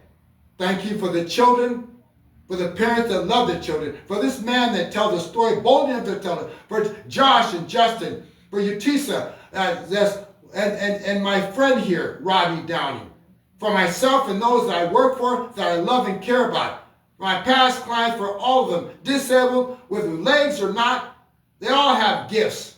And I pray that you make this place an example for the nation, not an example for skullduggery, trafficking, and hate.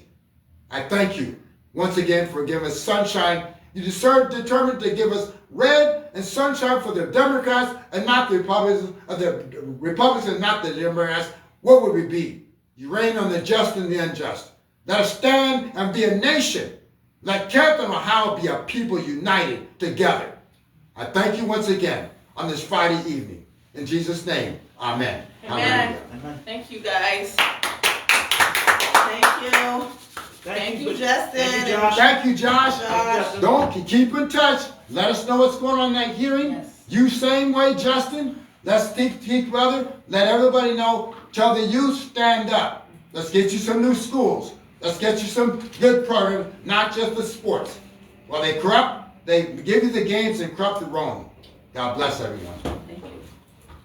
All righty, Josh. I'll be talking to you soon, okay? Amazing, Josh. Thank you so Amazing, much. brother. Thank you so much. Amazing. Bob, Josh, Justin, amazing. This is amazing. Mr. Mayor to be Rodney Downey, you're an amazing guy. Miss Utisa Dixon, boy, you're all right. You're all right. We did that. We did that. For these families, we want to do a safe haven for these families. That's right. Safe haven for families. We're gonna pick up those. We're gonna finish the Altman Hospital too on a new pharmacy and a new type of program. We're gonna bring some money here. Amen. Amen.